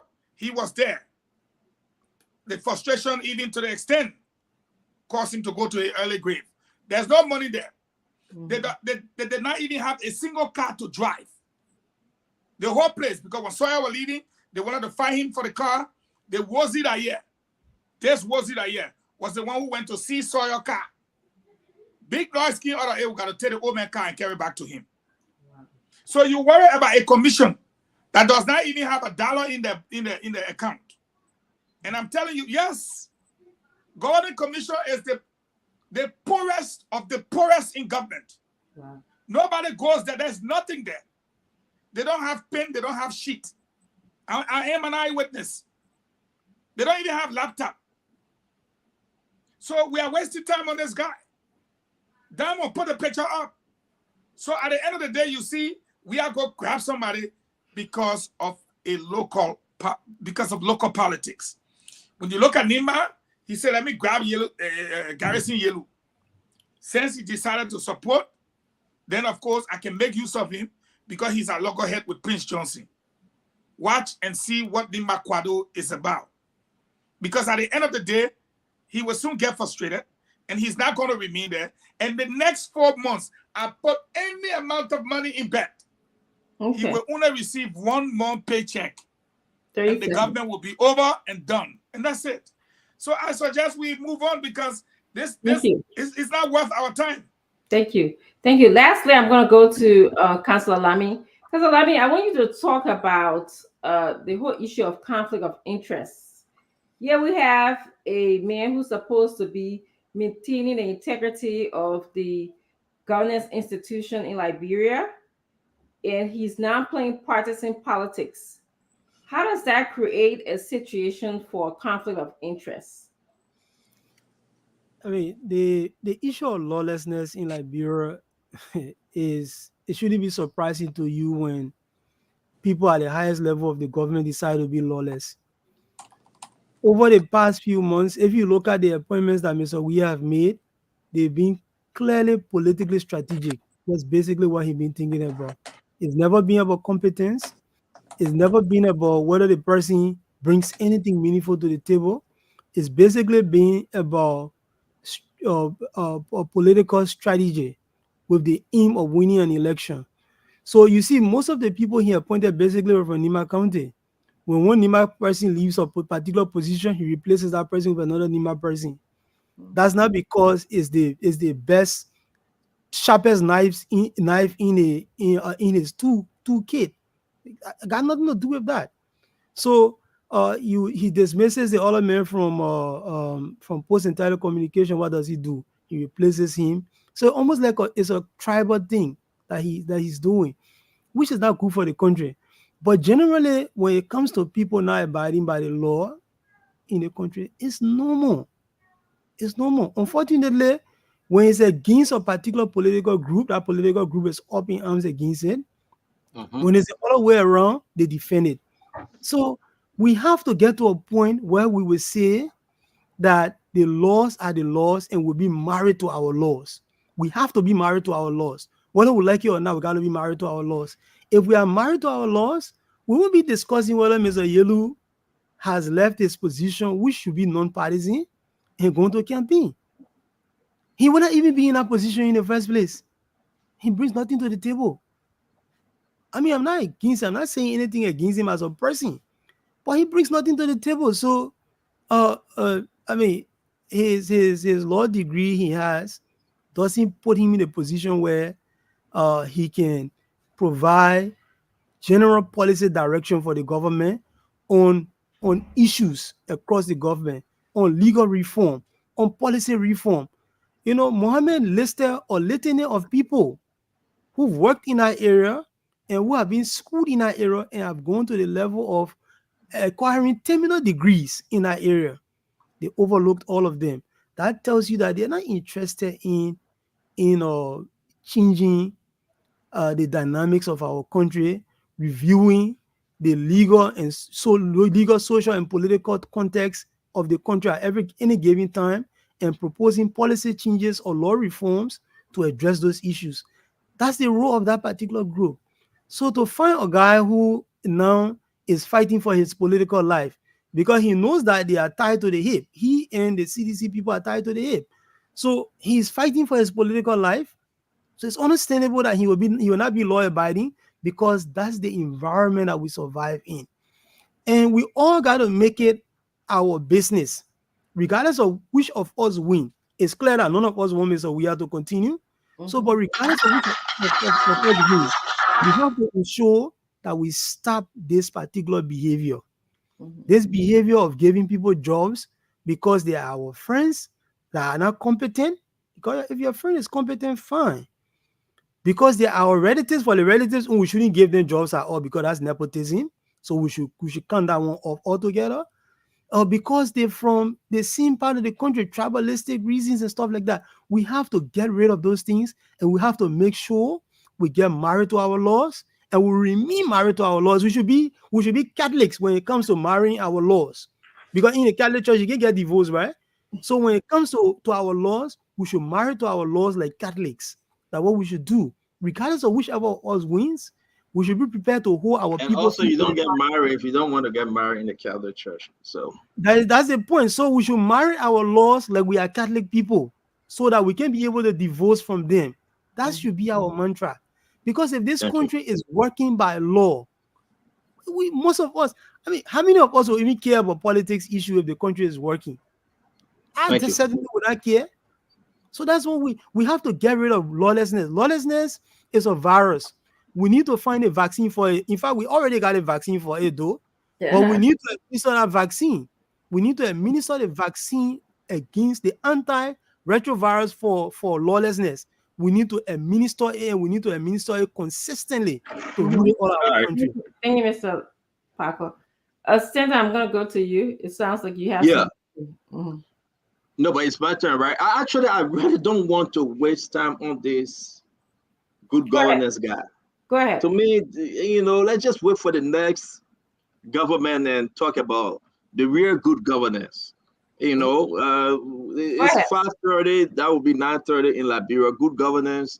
We understand all the guys they're going to hustle and they wait for the next government. But let me come back to my sister Mempe. The reason why she's here also is for us to talk about this JMB tag team. But Mo Adi also, I believe he said, well, they have nothing to do with Unity Party. I'm kind of confused, Madam Gono.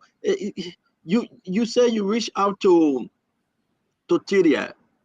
You reached out to her prior to your appointment and after your appointment? Real quick. You are muted, Mama. You are muted.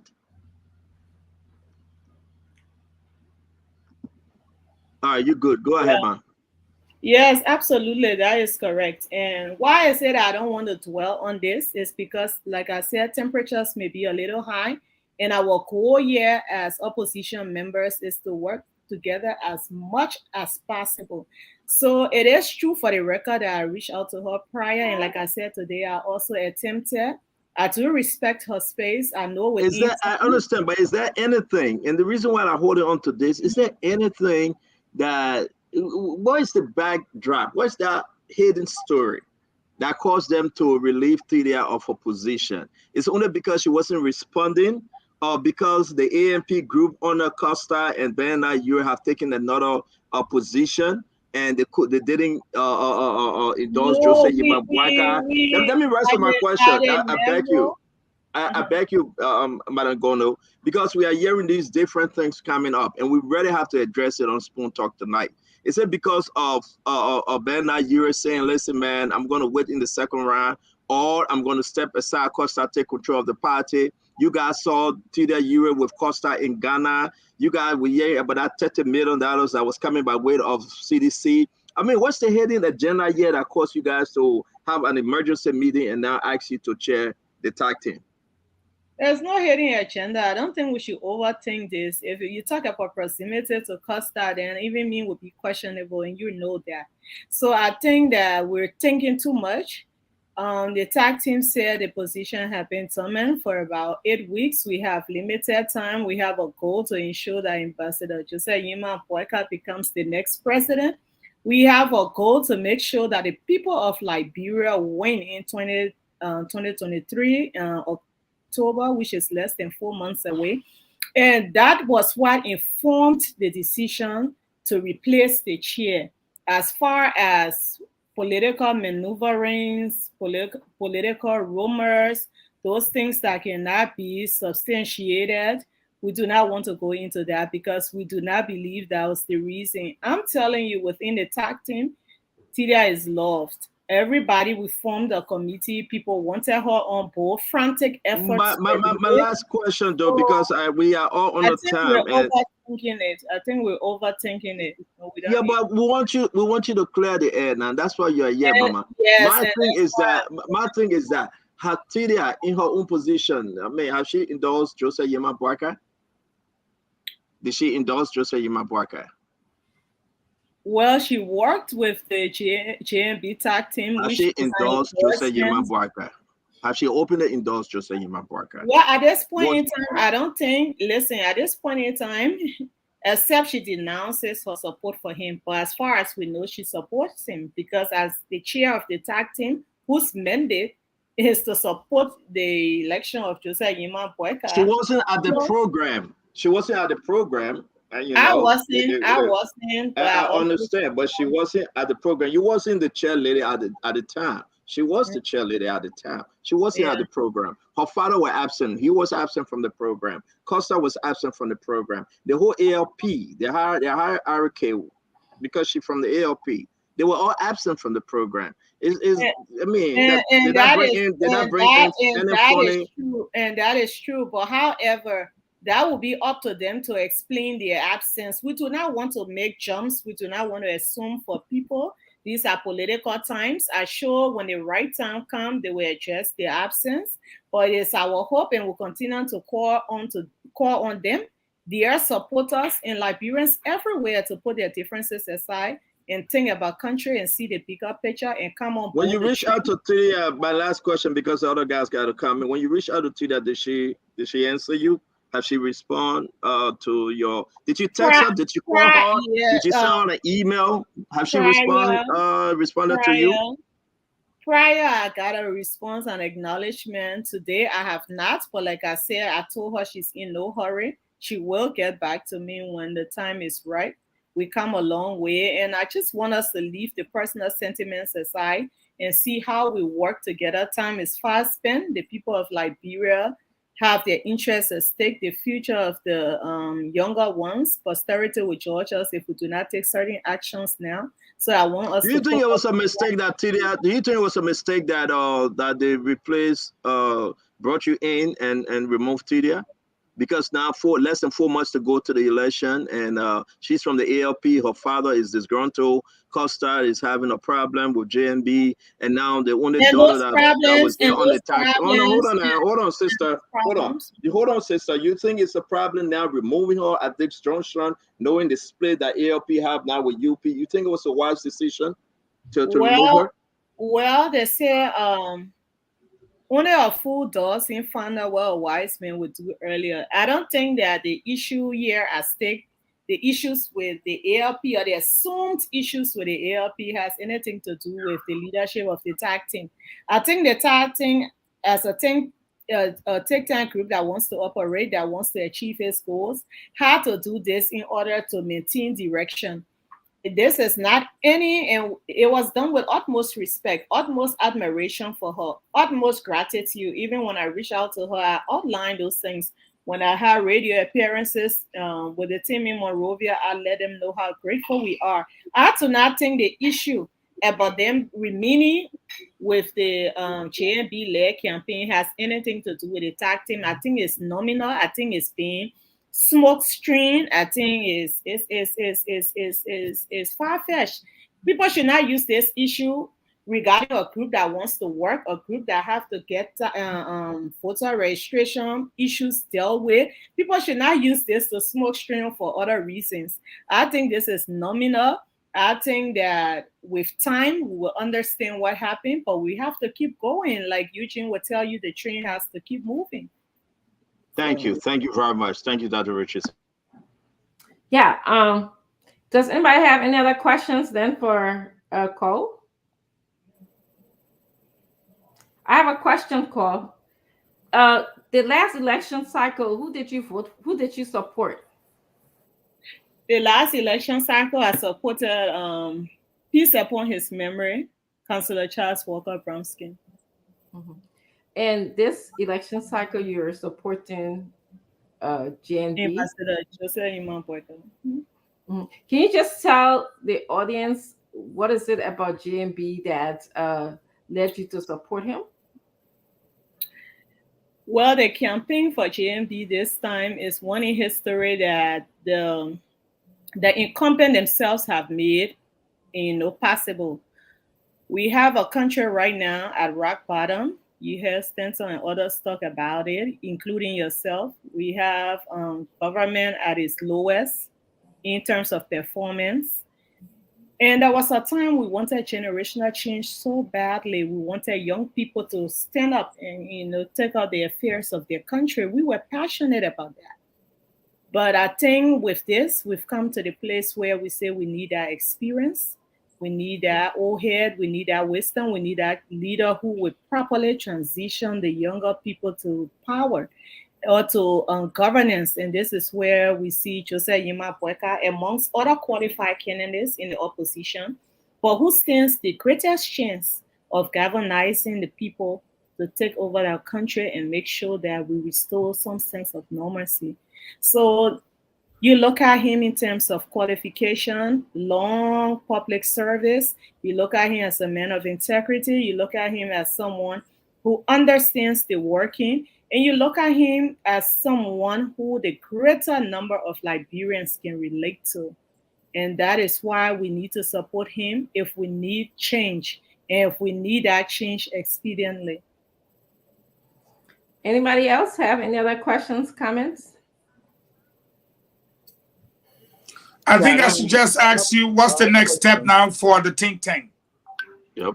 Thank you. What we're doing now is more and more mobilization.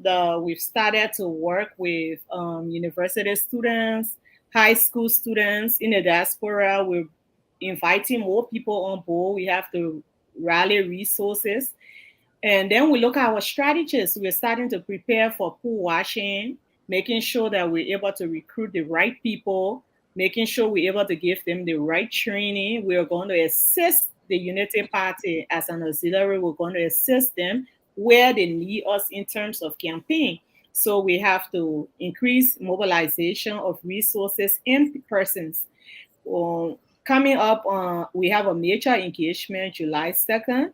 That would be with Rescue 1, the stand-up bearer, the vision bearer. That would be with Rescue 2, Honorable Jeremiah Kuhn. And that will be with the Rescue Mother, the Honorable Senator Yombli Kanga Lawrence. So they will be engaging with the tag team. We'll be telling them how much we can help, and they will be telling us what they expect of us. But as it is, our mission is to ensure that come October 2023, that the people of Liberia win and that Joseph Yima Boakai becomes that means. So, and then my last question is, there are over 4,000 professional people, doctors, lawyers, theologians, academicians. They all have listened to you, and now they're saying, how can we become part?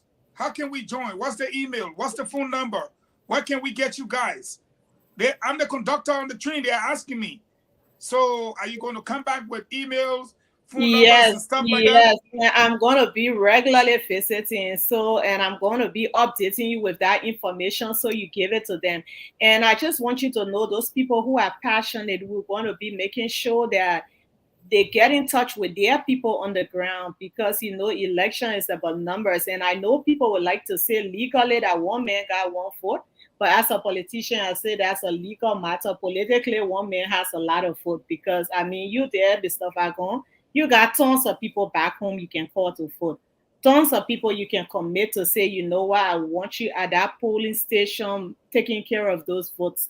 So one man, one vote is a legal matter. Politically, we want our people here in the diaspora to be able to rally their people back home. We need those professional people. We need those. And is the Ting Ting, let me hold you there. Is the Ting Ting limited to Liberia, or are you going to have a diaspora JMB Ting Ting? We do have a diaspora chapter here in many states, and if I say even in North Dakota now, their chapter They is not die, man. growing. You gotta get our numbers and email. They not die. They die. If they didn't work out today, tomorrow we finish. We will give you all of that information. You Thank know, you very much. Yeah, we are working both in the diaspora and back home. I got some questions.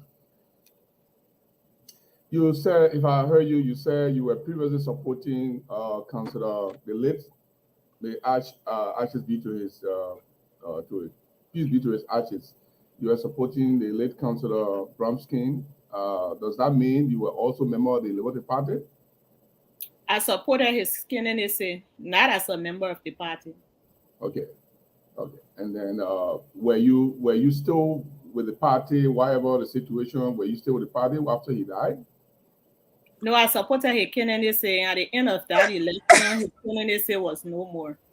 Okay, and then you left. Okay, and then you decided to support JMB, and you said he's going to bring out the best in young people. You said that?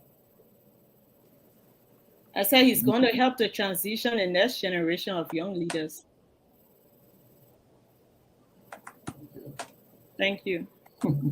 Am I finished with a question? So, first, Councillor Lami, because I want to give all the Councillor Lami, yeah. Councillor Lami, opportunity to ask Councillor Lami, questions the Unity Party people will be asking here today. So are Unity Party men, huh? Unity Party men, you didn't. I'm not. Yeah, you are. Don't run away from your identity, Daniel. Thank you, yeah, Councillor Lami. Yeah, it's not a fair thing if you're doing it to the public. I sorry we got caught off here a little bit, and so I'm sorry if I ask a question. I'm going to be asking a question. I hope nobody has already asked it. I didn't hear anything policy from what she said. There you go, Fago.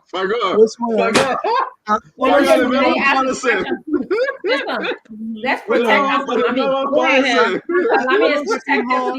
The people keep to talk about the Ting Ting, oh. But Ting Ting supposed to know policy. You said we should ask questions, right? You said we should ask questions. They say do ask questions. Stop that now. Do not ask questions. You said Ting Ting. I will remove my name from She is not the spokesperson for JMB. She's the head of the Ting Ting, and she just got there, and they are in the organizational phase. They are putting their things together. Are you afraid they are not. They are in the Eugene. Guys, you gotta get Lamine a chance to answer the question. Guys, we gotta get Lamine a chance to answer the question. She's not a spokesperson for JMB. But your think tank is supposed to know the policies. They're not supposed to. Guys, let's get Lamine a chance to answer, please. Let's get Lamine a chance. Let's get Lamine a chance to answer, please. Let me proceed, please. Yeah, I beg you, please edit that man even take the L from there. I beg you, please. All right, let's try to do it now. Yeah. So I didn't hear the policy part. And if somebody already asked that question, I apologize. I didn't hear the policy part. I basically heard the same thing that Professor Larry Tokpa said the last time, and Senator Bunny also said, and several other people, that plenty of people want to mess so behind. You know, I don't really understand that particular. Did you hear that? Did you actually hear that? That plenty of people want to mention behind you. I think you're doing yourself a disservice, council, to be speaking like that about something you didn't hear. I did. I mean, if you go back and play what you just said, you said about it now. You know, he will transition she talked about the governance aspect. So you're not listening. Let me ask a question and let the woman answer. Can we hear some of can we hear some of the policy reasons that characterize your decision to get on this campaign? One and two, do you think the problem that Liberia has right now, it requires a short-term solution? Do you really think that? Now, I mean, I know the United Party people are going to start cussing me, but I can't. I'm asking a question. You can start cussing, no problem. You know. You got caught off on the second question. Please repeat it. Well, the second question basically is that the governance challenges that we have. You know, Mr. Weah has come and he's giving us 0.6 years. I mean, entire period will be classified as 0 years. So with this 0 year in the trench, the huge trench that he's put us in, and the other governance challenges that we saw in Mr. Shalif's second term, the challenges that we're in right now, do you think there is a short-term solution to the Herculean nature of our governance challenges, our economic challenges, our political challenges? Do you think there's a short-term solution to it? Solutions will always be in two phases, short term and long term. But what I can tell you right now, you must be able to win, then you govern. And if you want to remove yourself from the trench that you're in, you have to be able to win first. You have to be practical. You have to bring some pragmatic approach to this. And Joseph Yuma Boakai stands the strongest, whether you want to accept it or not, he stands the best chance of being elected. And you will remove yourself from this trench. You just stand a chance. But this is a man who is competent. This is a man who understands governance. This is a man who's credible. This is a man who has a stellar record in public service. This is a man who has on his agenda the need to restore our democracy where it needs to be, to build roads, to open up the country. This is a man who can transition this country to where it needs to be. So let's not play the politics here with short-term or long-term. But you know what? Come October, the people are going to speak. And I tell you, we'll come back to this roundtable. Joseph Yuma Boakai will be the answer. Let us start to galvanize all these ideas, these policies, and all of these approach and the things we have in our mind to move our country forward, and rally around him so that we can move the country forward, because he will be the means. I think you are right. We shouldn't ask Mo Ali and Daniel Can I say something? Yeah, because yo, come later on. And we shouldn't. I want to add up. Get 30 seconds. 30 seconds. Go ahead, Daniel. Go ahead. 30 seconds. 30 seconds. And I like Councilor Kpagbo. You know, he's always tried to avoid being pragmatic. Yeah. And I see him, shaking his head in dismay and disagreement when Miape talk about he should be pragmatic. Let me say this to you. This is a popular election. Like it or not, the person who want to win the election need the popular support of the Liberian people. And we all have said that all of the governance gaps and deficit are being created by the Weah government. We will have to repair it. And that's why we are having a conversation that is centered on the policy issue. You talk about policy issue. Look at the arrest agenda.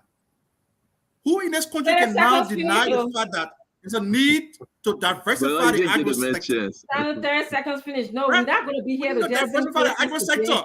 Look at the Saizi region. So Saizi region. Let me understand something. No.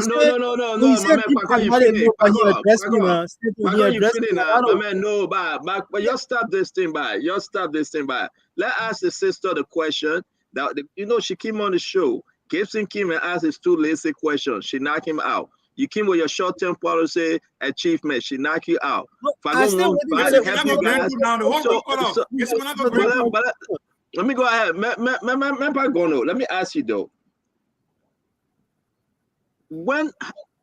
Tell us when your decision to support Joseph Yuma Boakai begins when lately, where were you? Were you confused in a way that should I support Boakai? What led you to support Boakai? Because your last visit to Liberia, we began to follow your training issue. Your relationship to Jeremiah Kuhn. You went to Liberia. We heard that you spoke to Jeremiah Kuhn. You met him. You had a meeting, maybe once or twice. But you had a change in your attitude. You had to change your mind about, I'm going to fully support Joseph Yuma Boakai now. Was there a stumbling block from the ALP camp that Costa? Because you're Costa's sister. Everything I know, you guys like sister and brother. So therefore, when you came to that mindset, that I'm going to fully support Joseph Yuma Boakai, whether Costa like it or not. I want us to go there. I want you to talk to the Liberian people because it's out there. You're all beyond Costa. You were supporting his idea because he supported Boakai. But now when things didn't work out and all this conflicting narrative, where were you when you make up your mind to say, you know what, I am my own person and I have to do what I want to do? Can you help us understand you? Thank you. I think people get to misunderstand proximity. They tend to misunderstand the more or like family relationship that Henry and I have. He's my brother and I love him. But I tell you this, Henry and I got to know each other at the political scene. Politics is one thing that brought us together.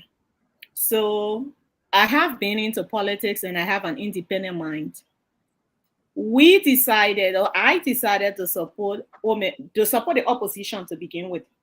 And within the opposition to support Omen Joseph Yima Boakai. And you would remember that 2 visits ago when he was in the United States, you saw me there in Philadelphia, being the MC at the program, rallying support for him. So it's not a yesterday thing.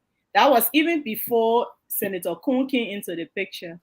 And it was in my understanding that all of us support for him was not conditioned on who becomes his vice president or his running mate, because that is his prerogative. If we trust his judgment, we have to work with him regardless.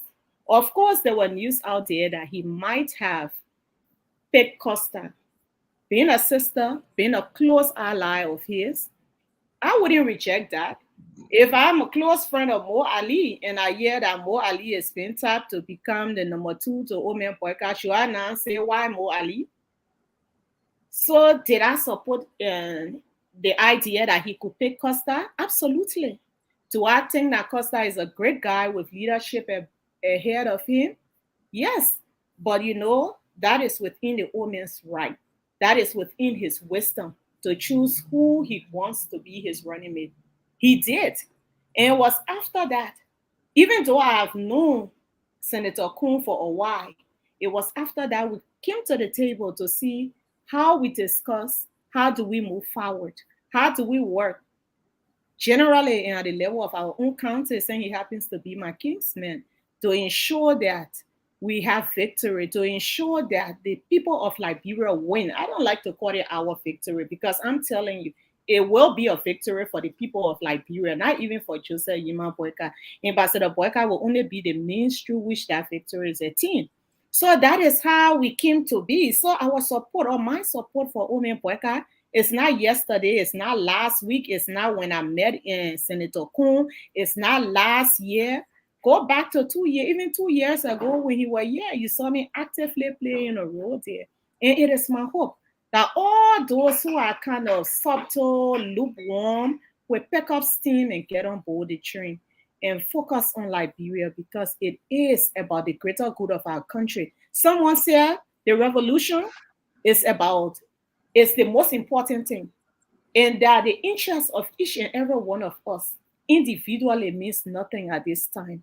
If we must achieve what we want to achieve, we must come together, and come together in the way that is most practical, that is most pragmatic, that will yield results. So, because let me ask my last question. A lot of folks are appreciating your answer. They you know what, they're accepting your answer because you brought it on point tonight. I met you twice. A very decent person. Let's just talk about this thing. The decision when JMB, I hate to say Omen, I call him Uncle Joe.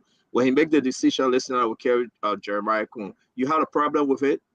Your camp, those people that you were associating with, they had a problem with it. How did you convince them? How did you convince yourself that Jeremiah Kuhn, was a better pick?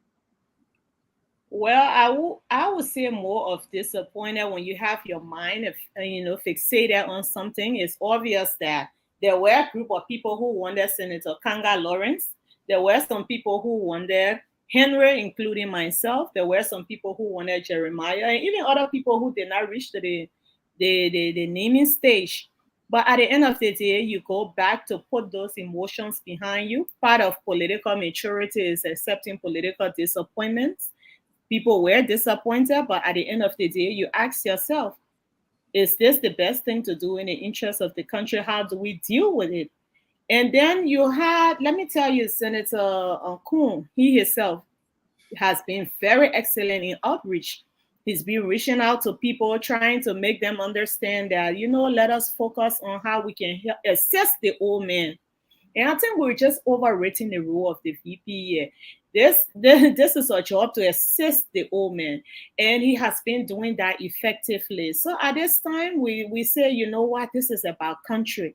And the old man selection of Senator Kuhn, it is not that Senator Kuhn is better than other candidates, that he will make a better VP than Senator Lawrence or even Henry. It's just the fact that political expediency calls for it. I would just say that's how he answered his question. You have to look at facts here. We'll go back to being pragmatic. You have to look at the fact that this is a 3-time elected official. He comes from a Fort-rich County. Real quick, I know we gotta go. My last question, Dr. Richard said, my very last question on this issue. There was a meeting had at a gathering had at Ben Lieuer Farm. You were in. We saw you on the photo. All right, y'all take picture at that time. You, Costa, Ben Lieuer, and others. Prior to the announcement, what was going on then? If you care to tell us what was going on then? I think that meeting is being missed. That meeting is being mistaken for another meeting. That's not a meeting that the vice president attended. I hope that's not why it was mistaken. No, I'm talking about the meeting that there was no vice president in that meeting. It was you, Ben, that you were Costa and others. It was just a visit. It was a visit. It was a visit. It was just a visit to the family, yeah. Okay, thank you very much, Nampa. Thank you very much. I rest. I have a question for you, Cole. I struggle with many who believe that Vice President Joseph Boakai can rule the country. I struggle with that because he has been in government for many, many years, as you said, and I have not seen any major contributions that he has made. One of the arguments that many people say, oh, he was the vice president, and vice president not supposed to do this, not supposed to do that. But even I would like to hear, when he was the vice president, did he offer any opinion, any thoughts to the president? And the president said, no, I'm not going to do it, or I'm going to do it. So, or even before that time, when he was, when he was Minister of Agriculture, when he was LPMC, did he offer anything, any kind of contribution to the country that you can tell me about? Well, I tell you this, it will be moved to think that someone who served at that level for many years will not be able to offer thought on how the Ting Ting should be. But if you understand governance in Africa and in Liberia specifically, I worked in a bureaucracy before, you will know that those positions are not as powerful as you think. I know someone said, oh, they didn't even face the road to his own house. The people who face road, let me put it in the Liberian English, the public work, the road form people, they're not answerable to the vice president. In this Liberian structure, you're able to be vice president, you just start doing things plenty. You don't even have that access. Even the Senate that the man presides over, he says there, and you should not talk as a vice president. So the role is not the way people perceive it to be. There are some things that why I say, if you get to understand bureaucracy and how it works, and you even find yourself Brother Eugene Fagon where test in a small ministerial bureaucracy, you will understand that it is not. Let me just land, please. Let me just land so that I will come to it. You're not answering my question. You tell me about the role of democracy. Which I am asking about his contribution. I'm asking you about his contribution. I'm not asking whether he's over public service or understand your work and stuff like that. You have to understand your own question, Dr. Francine. Let me tell you something. I understand my own question. Yeah, let me land. Someone suggesting. Those words that you use. I'm sorry. It's not necessary. I asked you to answer the question, so don't ask me if I didn't understand my question, I wouldn't have asked it. Yeah, but let me learn now. We politicians, we don't just go yes and no. We got you pass around the terrain. Well, you see someone suggesting. So Dr. Richardson are telling you, someone suggesting to their boss and saying, I think this should be done this way. It's not something that men will call press conference for. We need to ask you for you to call press conference. We need to ask Mr. Lee. I'm sure he has done that. I'm sure he has done that. I'm sure he has done that in the past. He has done that. He has done that in the past. But you know what? His position is more limited, or was more limited than you thought. Now he needs the opportunity to be able to make those changes, all of those lapses he saw. He needs the opportunity now to be able to implement that. Those things don't happen that he was able to comment about. That's why I'm asking, what lapses did he see? Every time I ask this question, the role of the vice president is to assist. Just talk to assist when the president needs you. Why using Faga and Mo Ali and Daniel Sano celebrating? Why are you celebrating? To assist. Your role here is to assist when you are called upon. I am not asking you. Listen, you're not even understanding my question. You talking like a politician. But you think the man will come to me, or traditional or well-grown statesman, and say, you know, I recommended this. Then if it did not happen, who he pointing fingers to his predecessor. I am sure you and I will make what we call educated guess that he made some suggestions. It happens. If it were you, Dr. Richardson, you will have made suggestions. It's only logical to know he did. But it is not his place to come out and be saying, I made a suggestion that didn't happen, or I made a one that didn't happen. It doesn't work like that. Let's be practical here. No. In my case, it does, because you are supporting this man to be vice president of the country. Can I suggest something? And I know that. Can I finish talking, politician? Guys, y'all gotta hold on, guys. Hold on. No. Wait, Councilor. I want to suggest something. Councilor, I beg you, wait 1 minute. Dr. Richardson got to ask a question, and we got to give Madam Gono the chance to answer. Please, I beg you guys. We'll come to you. Go ahead, Dr. Richardson. I want to make a suggestion. Yeah, but do that later on when we come to you. Dr. Richardson, just go ahead, man. I want to suggest something to Dr. Richardson. Don't put up. I want to suggest something to Dr. Richardson. Jack, please ask the people in studio to cue Fadiga's video for her to respond to it, because I think it will provide a very good context for her to respond to. That's a good point. Yeah, let them cue Fadiga's video. Yeah, but why you couldn't just type that in the chat room? Dr. Richardson, go ahead. I wave my time. I actually somebody's calling me. You wave your time? All right, go ahead. All right, thank. Also, guys, listen. Dr. Richardson got to be back. I'm gonna monitor my man. Tell her to stop queuing Fadiga's video. Put it in the chat room. Let's go to Fagon. Yeah, they can put in certain deal, man. Let's go to Fagon. I beg you, Mr. Jerry, hold on 1 minute. We'll come to you. Let's do this thing around. Fagon, go ahead first. Mo Ali, Daniel Sano, Gibson, and Councilor Lame. Fagon, go ahead. Well, let me say thank you to Ms. Gono. I know if the BBC or VOA call me today, I got a reliable person I can reference them to. A politically savvy, young and astute, beautiful, gorgeous, and intellectually inclined lady.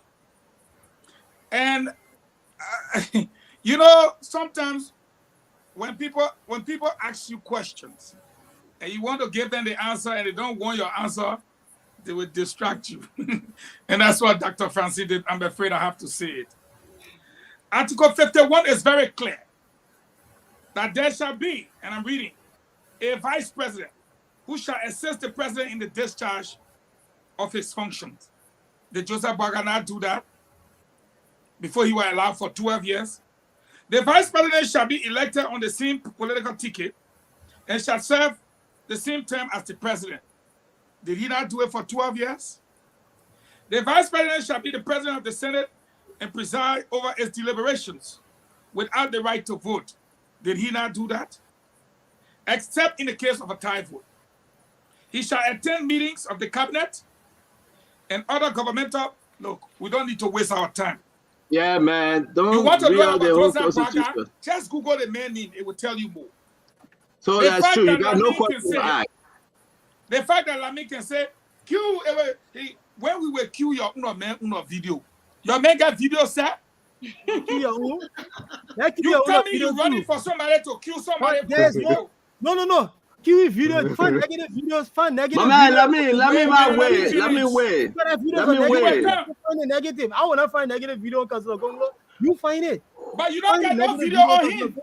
But the point I'm making, the only video you will find of Councillor Gongo is the one you were freeing Rodney here from jail. We're talking about a country here, my friend. We're not talking about the courtroom. Hold on.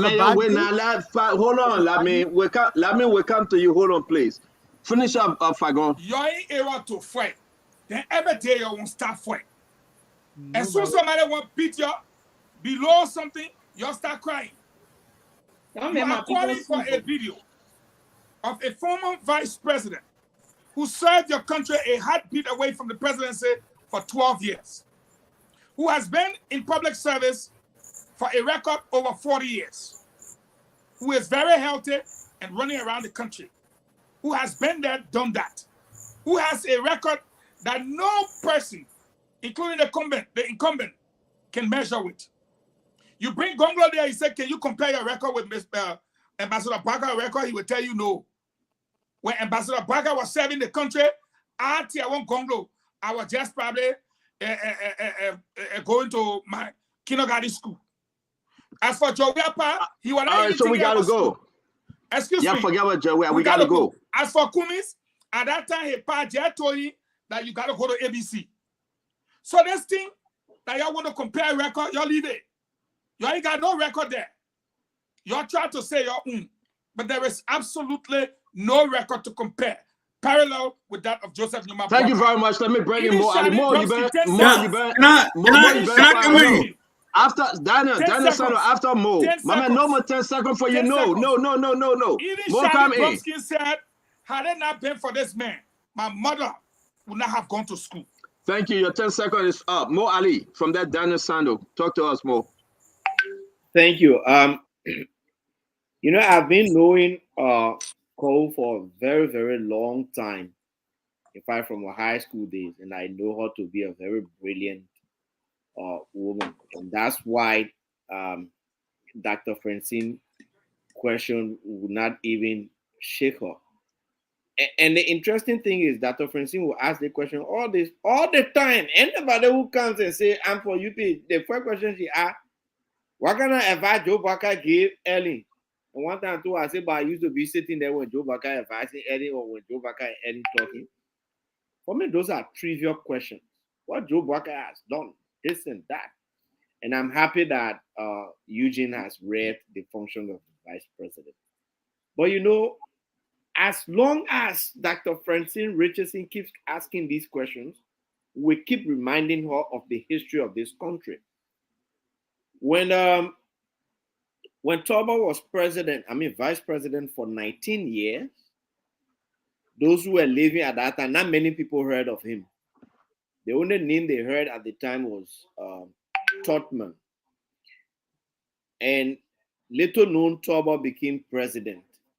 Today, many Liberians say he's one of the best presidents. And the reasons why, one of the cardinal reasons why people say he's one of the best presidents is because Turbo's 19 years within the cycle of the presidency made him to understand the issues that confronted the country, the problems that were there, the challenges, and it also gave him the understanding of the solutions that he could have provided for this country. JMB has been around for a very long time, and we'll keep saying this. Dr. Francine, your Cummings has got absolutely no understanding of the Liberian problems. He has no understanding of the Liberian issues. And not to have understanding of the Liberian problems, not to have understanding of the Liberian challenges, gives you absolutely no clue of how to solve these problems and to confront the challenges. Why JMB is in pole position is because he brings a wealth of experience. I am waiting for the day where one of you will sit and say, I have this document to prove that when JMB was at LPRC, he was engaged into corruption. He mismanaged LPRC. I am waiting for you to disprove the fact that when JMB had the LPMC, Liberia had 3 counties that became very productive and they could have fed almost the entire country. Lofa, Nimba, Bon County. They had cooperatives. They were producing food in abundance and were exporting cocoa, coffee. Today, where is it? I mean, Mo, you got 10 seconds, man. Don't be cutting me off like My that. man, Mo, 10 seconds, my man. No, we can't hear about. You got a Memphis talking the same thing, Fagon. Man, you're right. No. No, you got 10 seconds. I will lay my premise to ask Nempe the question now. Yeah, for now we got to bring Daniel Sano in. The same music he would dance to. Nempe, you've been around. I have to respond to say you call it after Daniel Sano, that your first in place. You've been around the political corridor for a very long time. Tell me, what role did you play in the foundation of the ANC and why you left? Oh, no. Wait. Remember, were you ever part of CPP, ANC? I'm the first founding Secretary General of the ANC. Under Mr. Cummings or under no, don't rush this thing now. No, Madam Gono, no, you wait. Don't rush this thing. I didn't know. Help us understand. Honor Mr. Cummings or honor another leadership? When the ANC was formed, there was not Mr. Cummings around our corridor. Thank God. I'll tell you this, but I did get to interact with him. I stayed there until he came. But I tell you this, we will let sleeping dog lie. That's a dead horse. We don't want to resurrect. We don't do that on the show. We can do it on the show. We need collaboration in a separate We don't do that on the show. We don't do that on the show. We will wake up the sleeping dog. We will wake up the sleeping dog. No. We will wake up the sleeping dog. Woman can't talk. We need collaboration. Let me tell you, Mr. Cummings, he's a great guy. You know, Mr. Cummings, we've interacted, but like I said, not that he's not a great guy, but what's expedient now is what we're talking about. What's pragmatic now is what we're talking about.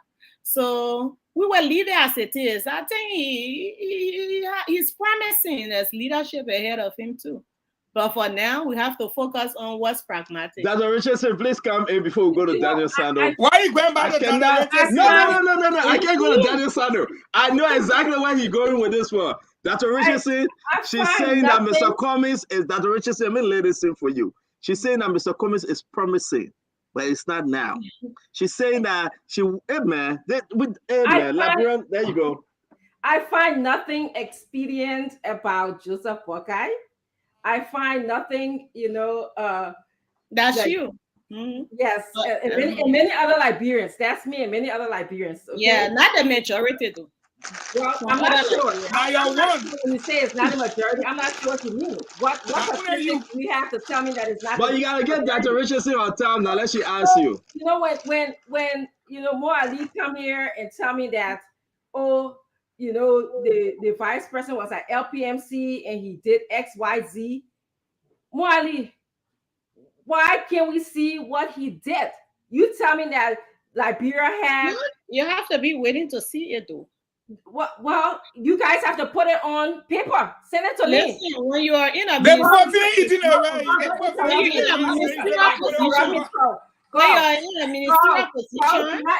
foster the agenda of your leader. Give me the opportunity to speak.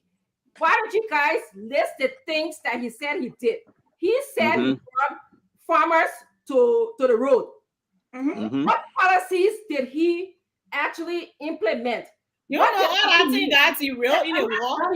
But hold on now. Kwawu, you gotta give Dr. Richardson a chance. Kwawu, give Dr. Richardson a chance. Say that when you come there and say, this man did X, Y, Z. We don't know what he did. And at this point, in Liberia, this point in the world, we don't want a leader who will just sit there and say, oh, I meant to do this or I meant to say this. We want an action-oriented leader. We don't want delegates around the leader to be doing his job, like, maybe Mo Ali would be the secretary, personal secretary to Vice President Joseph Boakai as he is now. We do not want that. Yeah, but he would need a secretary. Even Cummings would need a secretary. Right now, So the president does not need a secretary, right? I will mute everyone of y'all. You can do this. Let Dr. Richardson finish her question, please. And so when the fact that a leader would be a bystander and don't act when things are going wrong in our country, when corruption is at the highest point, as Ellen Johnson said, corruption was a cancer in the country, and Joseph Boakai just sat there. He never advocated for anything. He was in charge of the group of 77. He was also in charge of the lottery program. What did he contribute? What did he do? The PL 480, which was the rice project that they used to brought to Liberia. His name, he was Minister of Agriculture at the time. His name is mentioned in the sale of the rice that didn't go well. There was money missing as Minister of Agriculture. So I've given you 3 occasions where this man could have contributed. Okay, the group of 77, he could have said, okay, I built a new residence for them. Or you could have said, you could have said that I started a new program. I'm gonna tell Mo Ali for this show. He disturbing, man. Said that, oh, I committed a counseling program for the group of 77. We don't know. We have not seen any of that. The lottery program, what did he do? Did he modernize the lottery program? Did he modernize that program as it is in other parts of the world? He can't tell us. None of you guys can tell us. All you can tell us is, oh, the man is an old state man. The man, he loves for Liberia. That love will eat. That love will build Liberia. So Dr. Richardson will I beg you, wait, Madam Gono, wait. Let you finish. I beg you. We come to you. Time. You're not time. Well, I beg you. I understand. No, that's okay. Dr. Richardson, are you done? Yes. Oh, as the senior Madam Gono, go ahead. I will give you time to respond. We gotta go to I thought you're coming to me. No. Madam Gono gotta respond. Go ahead. There's 2 things that come to my mind when I see people adamantly push this position. It's either that you are being intentionally blind to what the reality is, or is politically naive. Because let me learn. I'm not interrupting. I just want to give you a suggestion. No, I'm talking now. Let's have this conversation without personalize the issue, because I I'm sorry if you think it's personal. I'm asking about issue. I'm not asking about my personality, what I'm being. No, not you. Please list the rest of people in 1982. No, because I could tell you that you're lying. I could well, I like you a lot, but you lie because there's no I appreciate.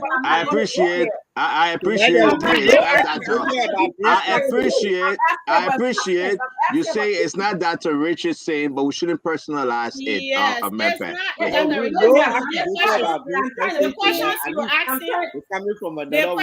the questions you're asking is not just for yourself. It's for the general public. So when I'm speaking, it's not you in particular. It's just that you. No, but you're insulting the general public. I'm asking about issues. But all right, can we just move on? I'm medically naive. I'm medically naive. It's not an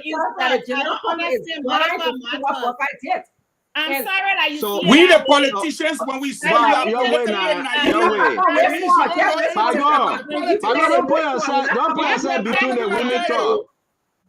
So maybe go ahead. I'm sorry you see it that way. I am medically naive. I don't see that as an insult. It's because I don't understand medical matters. So if you saw it that way, my deepest apology.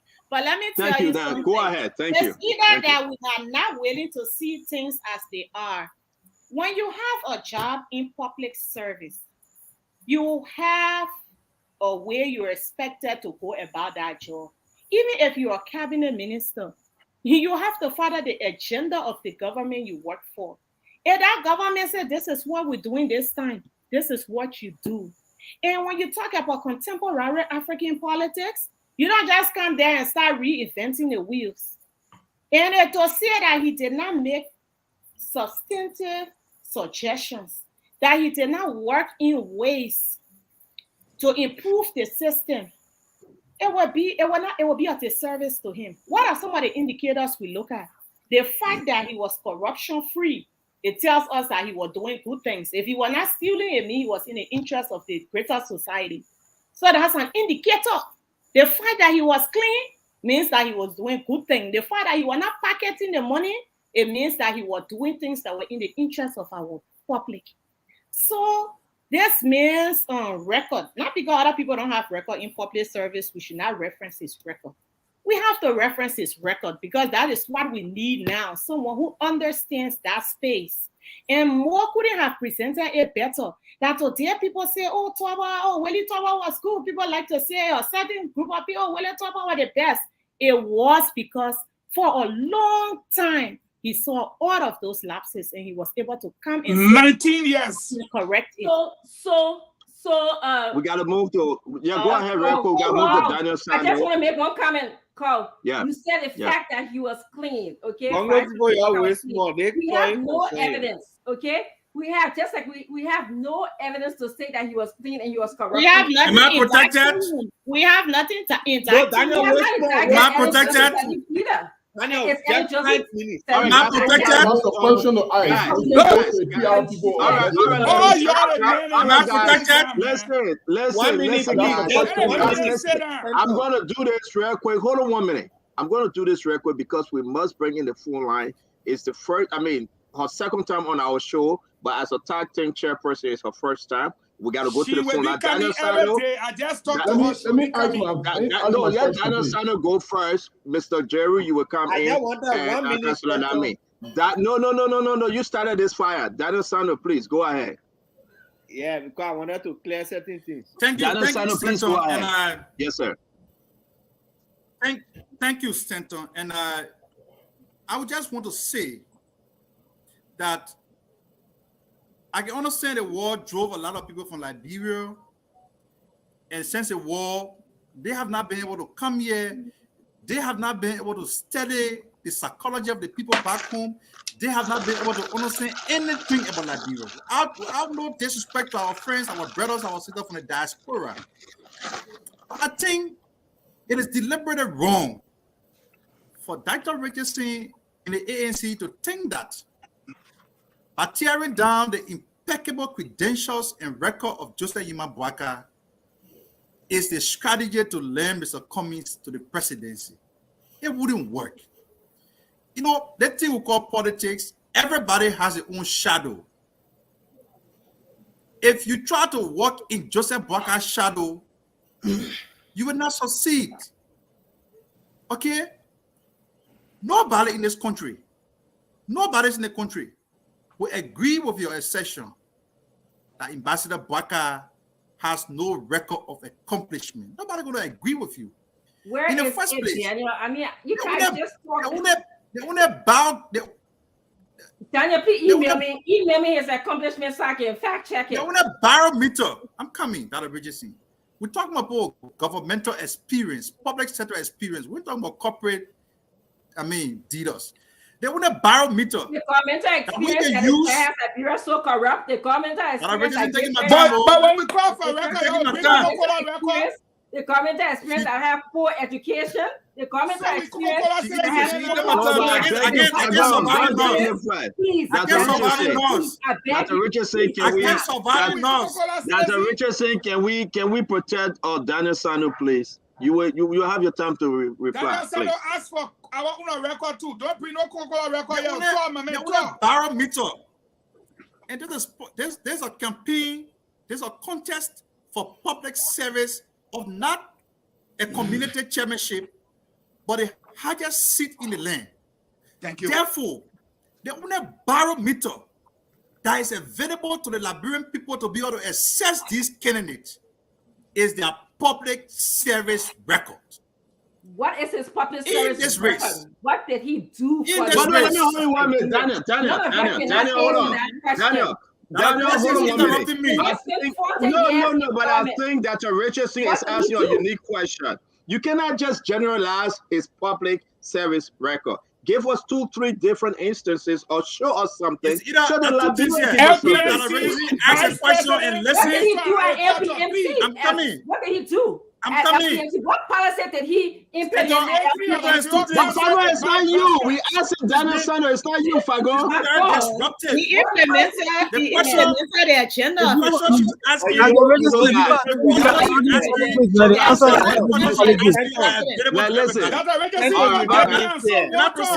Okay, guys, listen.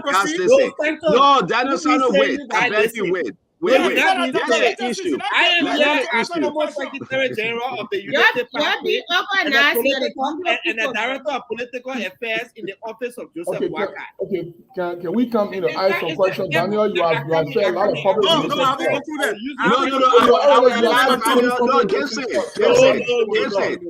allow Daniel to finish.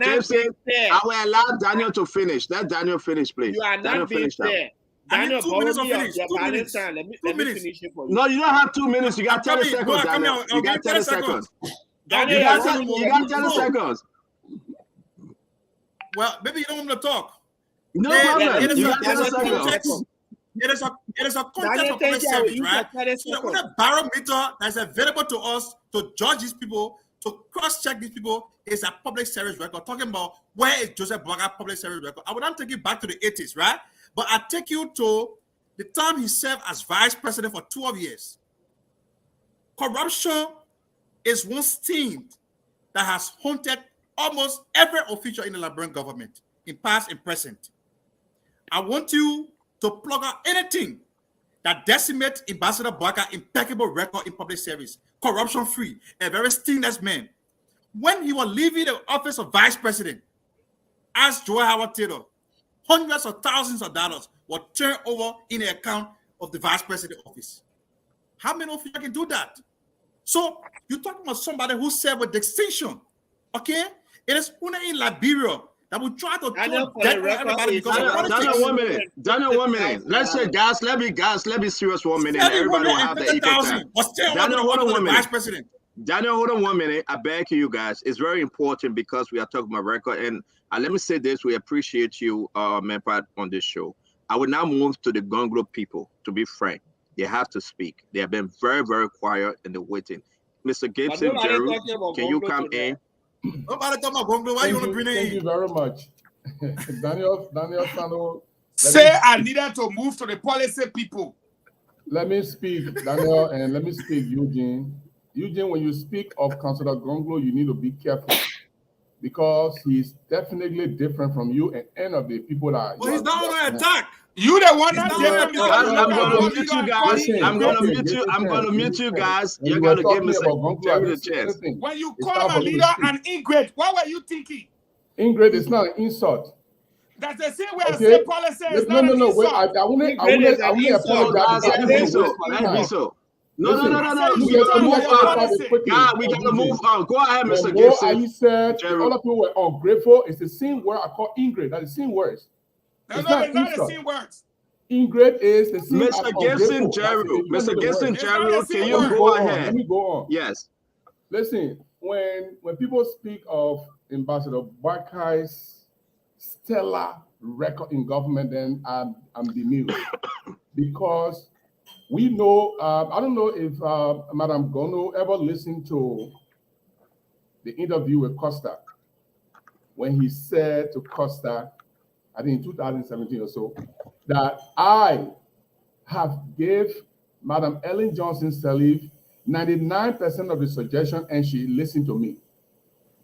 Here is the same person who, when we are talking about corruption, he stated that we squander our opportunity for development in this country. You gave 99% of advice to the president and she does it, and then you come back and say we squander our chances of corruption. It speaks to me that everything that happened in the Ellen government, Joseph Boakai participated in it. Because his own words that he gave 99% suggestion and she did it. That's why he said in his own words. But let me go further, and I want you to respond to that. Is when you say he was stellar in government, are you also talking about his dismissal from the Ministry of Agriculture for a $2 million green revolution? Are you also talking about that when you say he was stellar? Let me come in. All right, so so we're bringing Memphis and Mo Ali will address it further. Yeah, go ahead. The first thing we have to correct the lies. We have to correct the lies. Daniel, it's not you. Daniel, it's not you. Let Memphis address it. Daniel, it's not you. You know, corruption, when people talk about corruption, sometimes they think corruption is just like money disappearing. They don't see issues like people existing in nepotistic settings being corruption as well. But let's go to the issue at hand. I tell you this. We like to cherry pick. You see, this one sounds like it fits me. He said we squander opportunities. In life, like any one of you will say, wow, I squandered some opportunities. It doesn't mean that I didn't do good things. So let us not be below the belt. But let me correct it. He was relieved administratively, and the main issue was political. It was about joining that political party of Samuel Kanyando. This man had come to school. He was not ready to take side politically. If you go back, he was relieved administratively. I have been relieved. It doesn't make me a bad official or corrupt official of government. So that story is weak, it's porous, it needs help. It is not true.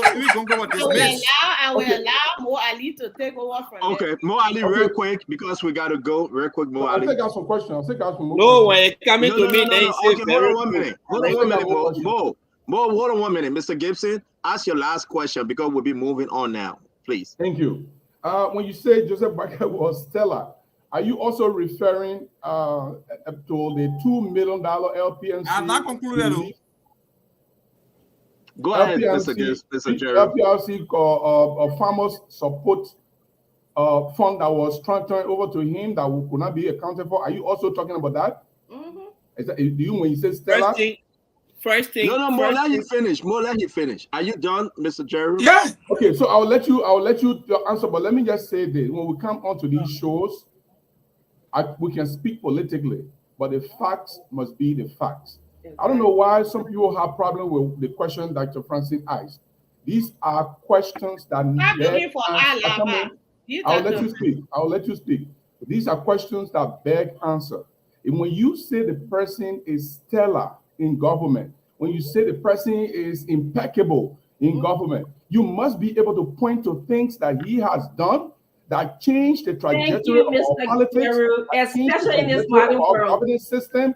But this is the person who are never, when Councillor Gongo was resigning for corruption in early government, Ambassador Boakai was still there enjoying himself. Thank you. No, we'll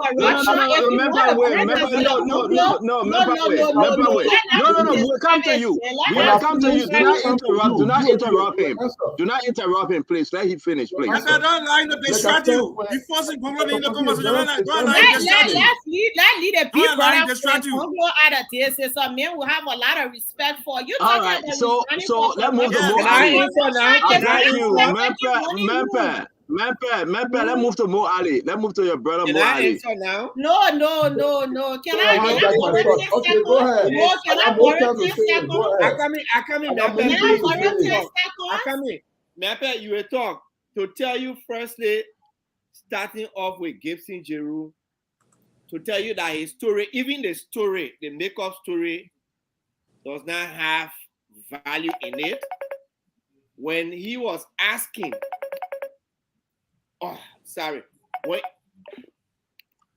when he was asking me, he said, no, that honorable Jeremiah Kunko. Did you just say make-up story? When you were asking Miape, did you just say make-up story?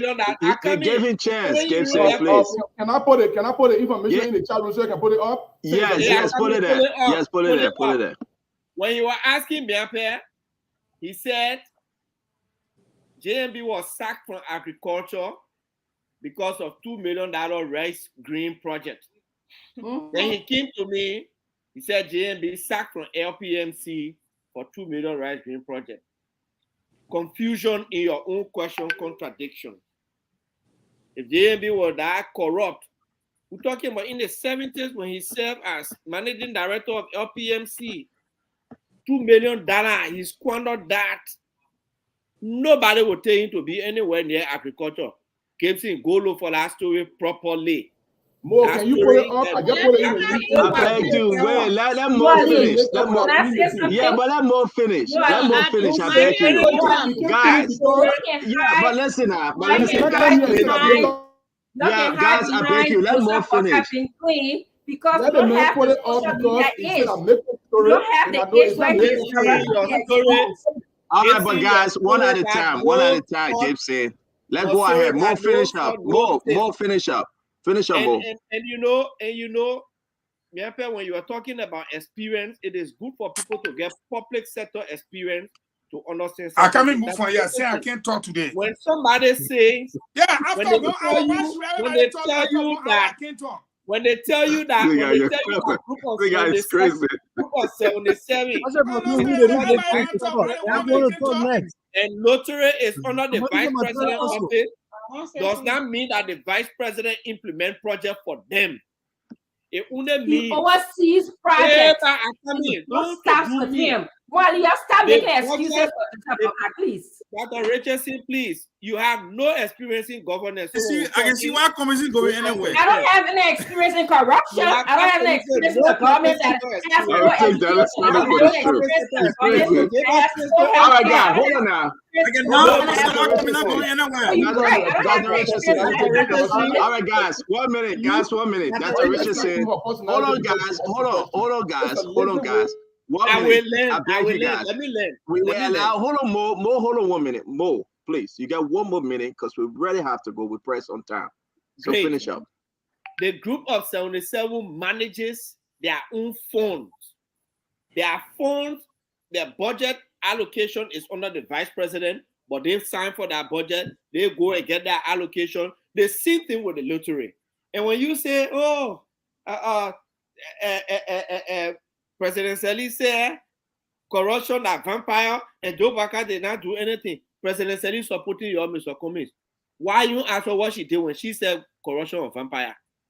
So Boakai sort of jump over. Thank you very much, Mo Ali. Mo Ali, thank you very much. Eugene Fagon coming and Councilor Lamy will take us home. Eugene Fagon. Eugene Fagon come in. Eugene Fagon come in and Councilor Lamy will take us home on this one. Go ahead, Eugene. Hold on, Dr. Richardson. We're not hearing you. We're not hearing you. We are not hearing you, Dr. Richardson. All of y'all not talk. We're not hearing you. Can you unmute? You okay? No. I was telling Mo. I was responding to Mo, but Fagon is on the floor, so I will let Fagon speaking. Okay. All right. Come back. Then you come back. To tell me all right. After Councilor Lamy. Go ahead, Eugene. You know, we got some pepper color journalists there in the country that one of the things that gave him all hard time. If you click on that thing that Gibson put in the chat room, that is right before me right now. Rating, yeah, the date. I won't put a date there that he sent it. July 7, 2017. You see the date on there? Now, Boakai into US 2 million scandal. Listen to the first thing they say ahead of October presidential election. But let me read right there, okay? Mr. Blama, chairman of Little Noon Liberia National Union LANU, claims Vice President Boakai, who worked in the government of slain President Samuel Kanyando, was dismissed for alleged 2 million. Brother, when you come here, come with facts. When you come here, come with facts. Do not come to destroy the platform. This platform here, we have journalists. You see the thing that they say, Mr. Blama, chairman. I don't know how journalists write. I'm a journalist, so I know how we write. Mr. Well, I beg you guys, I beg you. That's why I go finish. Chairman of Little Noon, Liberian National Union, claims he was making a claim. Do not come and destroy our platform. This place is known for facts. We don't come here with games. Even the headline has a question mark. Even the headline. Yes. If you want to don't come here again. They play strictly for facts. Okay. Now, and let me say this again. Dr. Francine. They make it intimidated. Dr. Francine. When Joe Boakai was head of LPMC, when Joe Boakai was head of LPMC, you say he should list his achievement. Madam, Lofa, Bong, and Nimba were known to be the breadbasket of our country. Where are the documents that will direct me to that? You know, Mr. Falcon, you're so good with documentation. Dr. Francine, give me a chance now. Dr. Francine, in 1980, you had computer. Dr. Francine, the rest were the content rest. Dr. Francine provide documents. One at a time. No, more than you done. Let Fagan finish. You are not born here.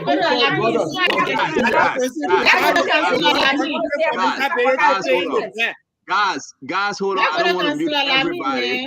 No, after Fagon will be Councilor Lame. Fagon I will always be cool. Y'all gotta give Fagon chance. Let him finish. I beg in your place. Dr. Richardson, can I ask a question for me having computer in 1980? Are you asking me, or is that a rhetorical question? Dr. Richardson, isn't it?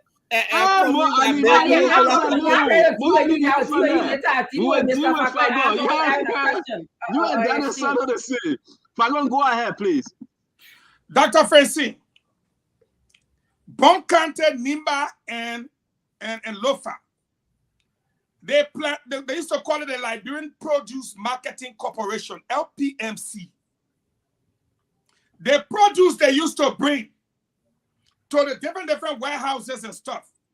They had corporation and what have you. You asking for document? Madam, I appreciate you taking Liberia to be the United States, honestly. But we are one of the poorest countries in the world. We work and we did subsistence farming. And Joe Boakai was the one that developed corporate farming where people could come together, put their produce together, fill warehouses, and it was being distributed down around the country. There were improvements. Mr. Fagon, since you don't have no documentation, how do you know that? Your own picture that you took when you were in Burma, the war destroyed it. You don't find it? Why a Burma picture? I have it. Your own report card. Why your 6th grade report card? I have it. I have it. How did you know since there was no documentation? How did you know? Exactly. So he telling me there was no documentation, but he want me to believe. We read it when we were growing up. Please, let me guys, when I get Fagon chance, let Fagon finish. You want me to believe that Joseph Boakai was instrumental in making Boakai a farming company, a farming company? Let me learn, please. All right, Fagon, you just 10 seconds more. Dr. Richardson, I am most grateful that we can discuss the record of Joseph Numa Boakai relative to Liberia. I hope in the future we'll be able to discuss Cummings' records from the 70s to the 80s because he's 66 years old. Yes, does he have I any have no problem doing that. Do you have? I have records absolutely no problem because he has a stellar record. He's a leader.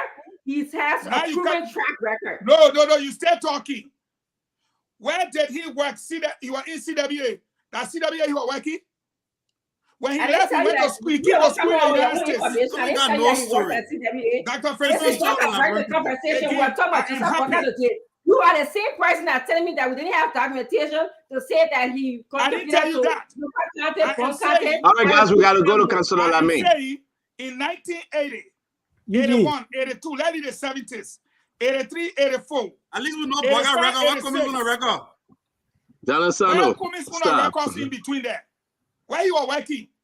Y'all don't divert the conversation. Now you're talking about that. Boakai record is what substantial? I'm bringing Councilor Lame. Back on. Councilor Lame, back on. Dr. Richardson, are you a speaker? The only record. Can we go to Lami so I The can be only record. I'm not a stranger, but I'm not also. I don't engage in corruption. You are part of a corrupt government. All right, guys. All right. We gotta go, please. We gotta go. Daniel Sano, I beg you, man. Please, man. But you already learned.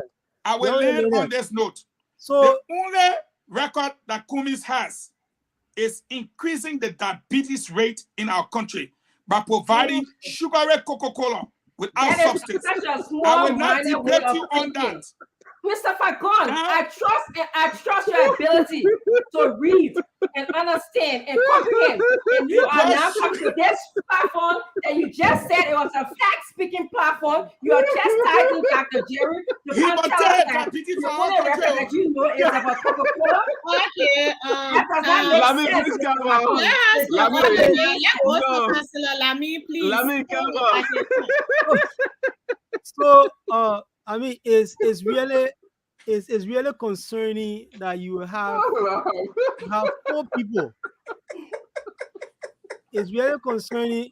I mean, do I have my day off? Do I give me a chance? Let me talk now. Go ahead, Tom. It's really concerning that you have 4 people that they are asked a very simple question. And they're prevaricating all over the place. They're beating all over the bush because they don't want to answer that. You know, yeah, move that thing from over there. Let me finish, and then you can pull it back. No, we gotta read this. I beg you. I'm not speaking to that issue right now. The man gets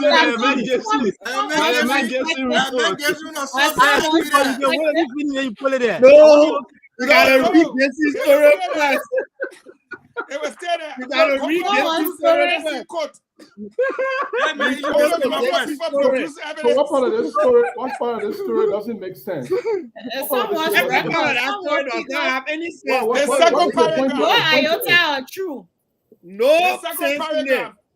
Look at evidence. No sense. So guys, I beg you. Let's give Councilor Lamine a chance because we know that Councilor Gonglo evident. But go ahead, Councilor. Let me complete my thought. You know, it's really concerning that you have 4 people sit here and they are asked a very simple question. And they just can't answer that question because I'm very sure there's nothing to say. It's concerning. And I think the leader of their party should be concerned. I would suggest that they have a workshop for the 4 of you people. He wasn't speaking. Yeah. She wasn't speaking before putting you on next time. I agree with you.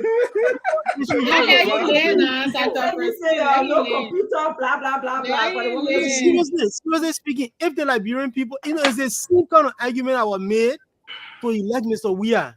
That was the same kind of argument. We can't be making those same arguments again. If we are saying that Mr. Weah made it was a mistake for us, for people to tell people to vote for him. We got to get away from that. If somebody asks me, what has Councilor Gonglo said on issues, I can list a whole list of them, or litany of them, I can do that. But for us to say, like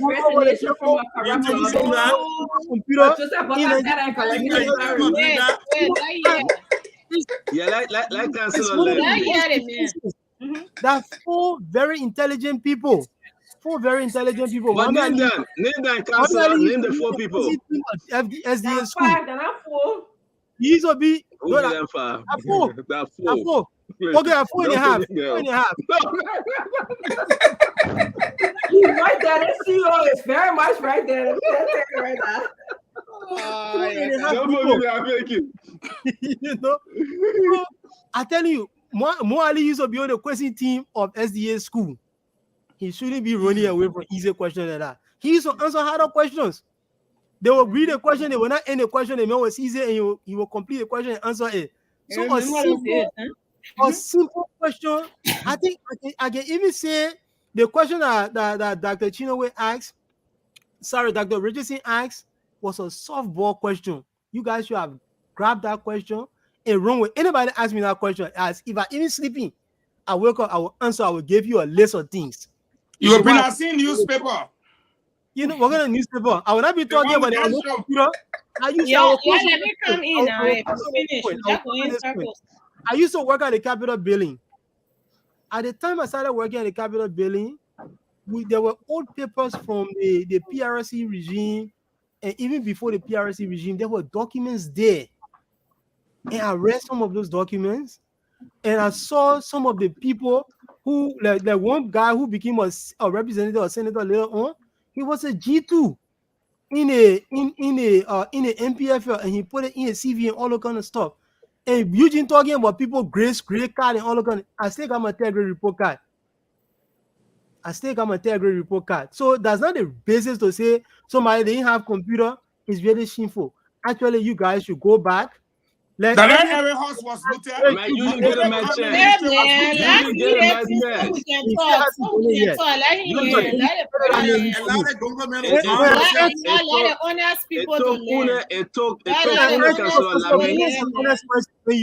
Nobody on the platform can say otherwise. He is an honest person, and nobody here can say otherwise. There's nobody. Let me ask you a question, Councilor Kwako. Let me ask you a question. Yeah. I'm going to ask you a question, Councilor. I'm going to ask you a question. I'm going to ask you a question. Then we're going to go to Memphis Gono, and then we're going to try to wrap this thing up. There will be no phone calls. Memphis, you are welcome to come back. Then the folks out there will ask you a question. We'll open the line. But let me ask Councilor a question. To you, be sincere with us tonight. Do you think Jose Yima Boakai have done more than enough, and he deserves being the president for the Republic of Liberia? Do you think, amongst them all, if not considered Gonglo, Jose Yima Boakai have an impeccable character when it comes to governance? For me, one person who don't do politics, I respect Mr. Boakai. I respect him as a statesman. But what is concerning to me is when people do not know why they're supporting Mr. Boakai. It's scary to me. Why you respect him as a statesman? Why you respect him? I mean, for all that I know, I've never met the man. Okay, I can say I have not met him because he came to our debate, and I mean, I was the organizer and blah blah blah. But you can call that meeting. So we're in the same room. There were proximity, but I've never met him before. I've never talked to him. So why you respect him as a statesman? Oh, because as far as I know, he is not. I mean, some of the things that you can point to other people about and say, this person is doing this thing wrong and stuff. I don't have any first-hand information on those things. But when the question that Dr. Richardson asked about, positions on basic issues, that way I got my fundamental problem. I don't know Mr. Boakai's thoughts on corruption. I don't know his thoughts on good governance. Prior to this, I know how you can call that thing, that acronym you got, and they live like real love, like that. So if you be in political office for 50 years or 40 years or whatever, there gotta be times that people can point to and say, at this particular time, the person's view on this issue was this. I've never really been in politics, but you go on the internet right now, you search my name, you will see tons of things about me. Tons of things. Thank you. Thank you very much. We gotta go. It's 6 minutes to 7. That's the question. Finish up and we'll bring in Memphis. And to have 4.5 people who could not answer that question straight. I mean, what there is hard about? There is no hard about moving that man. That's why you think you are beating badly tonight. So, you guys gotta do a workshop. Seriously speaking, it disappoints me. Go ahead. Now, go ahead. Go ahead. You protect me now. I said, Dr. Richardson. Dr. Richardson protect me. Go ahead, go ahead. Call, give her closing, please, and let us speak. All right, so guys, listen. Let's do this. We are closing the show, and everyone deserves to do their own closing the way he or she thinks. So please, no interruption. We'll give everybody 2 minutes. And Madam guest panelists, you are welcome to come back. We'll give you 3 minutes. Okay. So now it's 6:55. By 6:58, you will be finishing speaking. Go ahead. Thank you so much. If this is my closing statement, then thank you so much for providing the platform, the opportunity of being on, should I say, the largest platform here and even back home. I'm so happy to have interacted with all of you, Dr. Francine. I like the engagements and to all of you. And let me say something to my brother Gibson.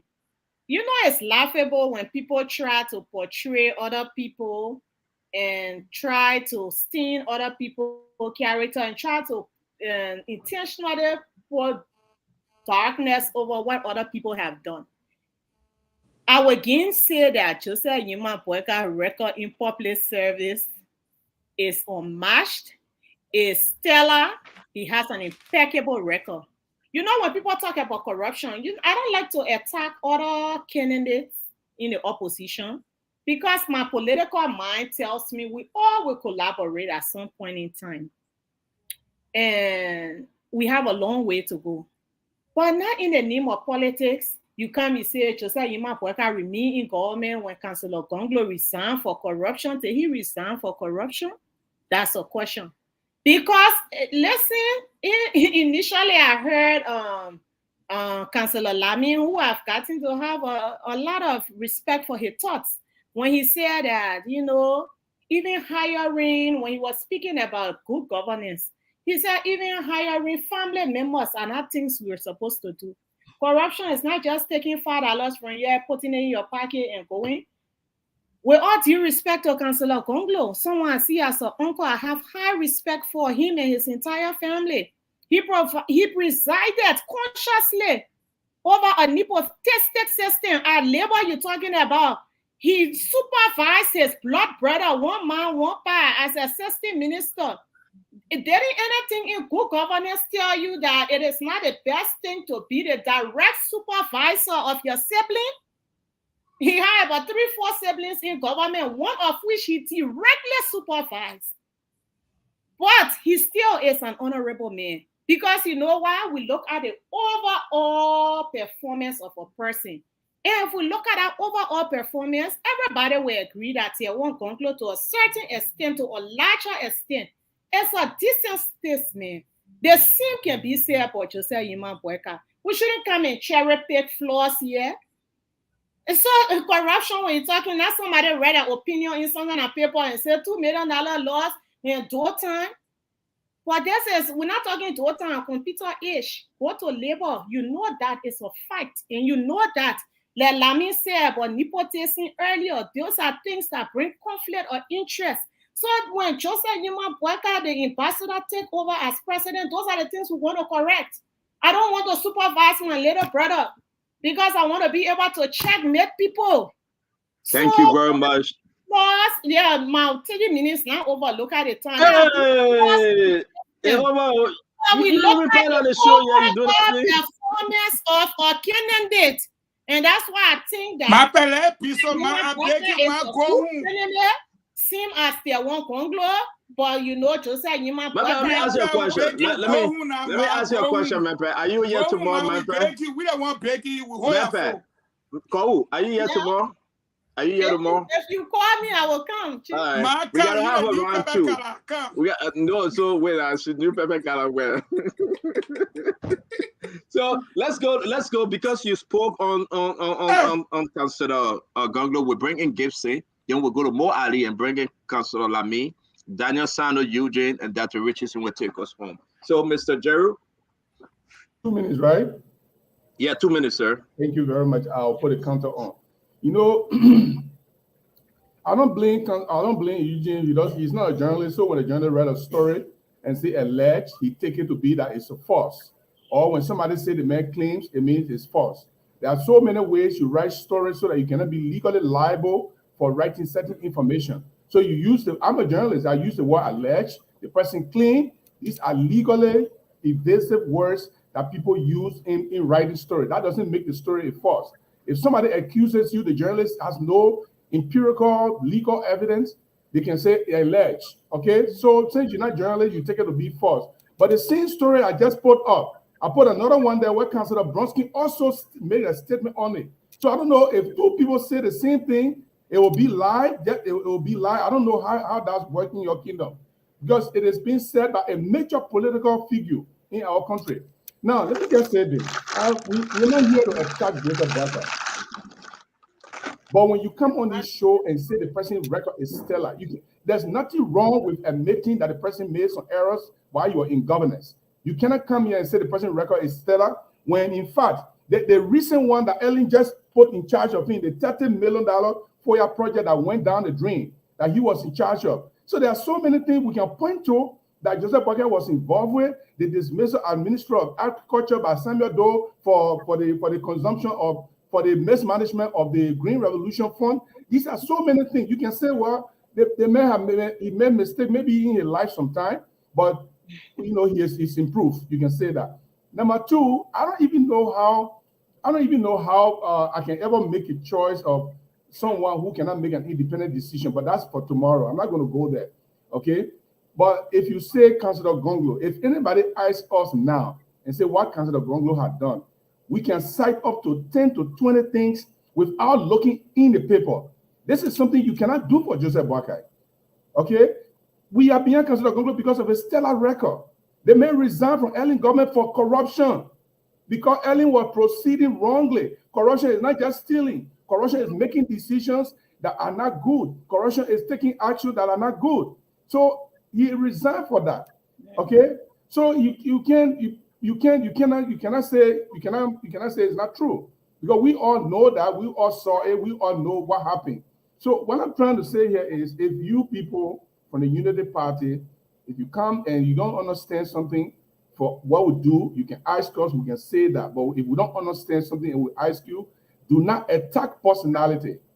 Explain to us. Most of you are attacking Dr. Francine. You're not explaining nothing. You're not giving no reason. You're not giving. Eugene Fagon said those days there was no record. But he claimed that he got all the information. You not read nothing. How you got the information? You go to Joseph Boakai and you sit down by him, and he was telling you in the night. Thank you very much, Mr. Gibson. Your 2 minutes is up. So let's go now to Daniel Sando. Daniel Sando, please. Your 2 minutes begin.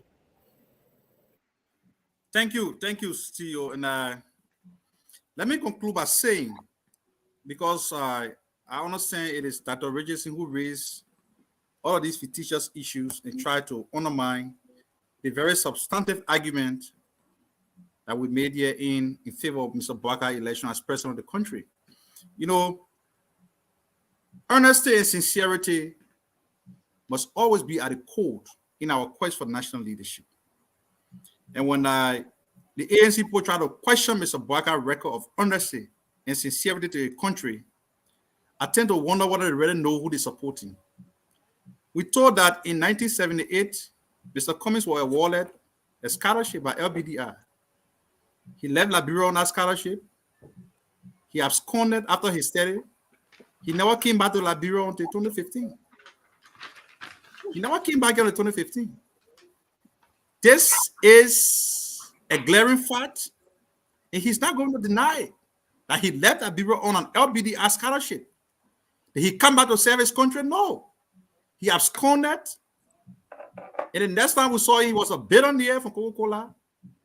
And the next job he won in the country is the presidency. Even though he does not understand the culture of the Liberian people, how can you want to be president of a country that you don't know? The reason why some of us are putting our integrity and our everything on the line to support Joseph Boakai, because Mr. Boakai lived the Liberian experience. He knows the Liberian story. Mr. Cummings doesn't know what it means to go to bed on empty stomach. He doesn't know that. In our society, you in America, Barack Obama won that election on his story. So when we try to cleverly avoid joining Mr. Cummings, because at all points, if we try to put him on the gallows, he'll be crucified, because he's a dwarf when it comes to the measurement of moral standard for Joseph Boakai. Cummings is a dwarf. So we try to avoid Cummings, not because we don't have debt on him. My country cannot send me to school in America. I run away. I go become billionaire. I come back. I can serve my country. I said the only job I want in the country is to be president. It's an affront. You went to school on the back of taxpayer money. You haven't paid back yet. So these are the people who benefit from the privilege system that marginalize the majority of the people in this country. So you please wait on setting Joseph Boakai, because what we're talking about here, it's not about who can sell Coca-Cola. Even though right now Coca-Cola cannot take up pregnancy again, but we want a president. Really? We want a president who understands what Liberia is going through now. And on this point, nobody can doubt Mr. Joseph Yuma Boakai experience. You're not going to tell him how the executive can function. You're not going to tell him how the legislature can function, because let me tell you something. There are two major problems here. And I have consistently said that the reason why the national budget does not work for the best interest of the Liberian people, because the legislature and the executive are in a conspiratorial relationship. The executive formulate the budget, they send it to the legislature, they inflate the figures and pass it. People in the legislature follow the budget and get the money, enrich themselves at the detriment of Thank the you. people. Thank you very much, Mr. Sandel. We want a president who understands the Liberian story. We want a president who has experience, impeccable character, integrity, experience that matters in everything that you can trust. Thank you very much. We are supporting Joseph Boakai. It doesn't mean that the other people are not good. They are good, but we say the movement is right for Joseph Boakai because he's the man of the Thank movement. you. Thank you very much. Let me bring in Councillor Lame Bakwa. You're muted, Councillor. I'm muted. Can they give you volume? Yeah, I will start off by correcting something that Miape said. Councillor Gongolo was never involved in a nepotistic arrangement at the Ministry of Labor. To say that is disingenuous, and I think you should apologize to the Liberian people, and you should apologize to Councillor and his younger brother Kelebo. It's wrong to create that kind of impression. Didn't he supervise his brother there? That's why I said he supervised him. You said he was involved in a nepotistic relationship. No, that is that's okay. Let you finish. Let you finish. Kelebo Gongolo was appointed as Assistant Minister of Labor by Mr. Salif. At the time, Councillor Gongolo was Solicitor General. Mr. Salif decided to move Councillor Gongolo to the Ministry of Labor as minister. His brother was serving as Assistant Minister at the Ministry of Labor at the time. He was designated as Minister of Labor. He went and underwent confirmation.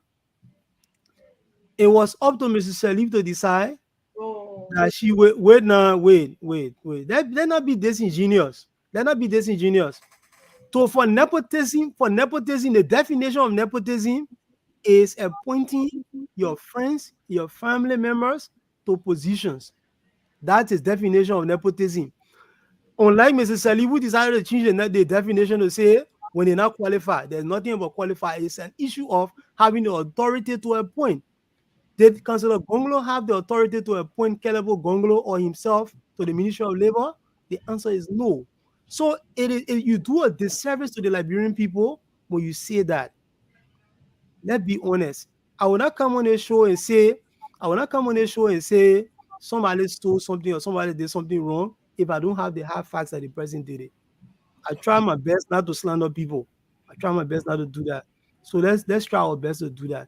And I will close on the fact that there are thousands of hungry people out there, all throughout Liberia. Some of them are listening to us tonight because they can buy battery for their own radios, they can buy data, but they're listening to somebody own. The welfare of those people is what matters.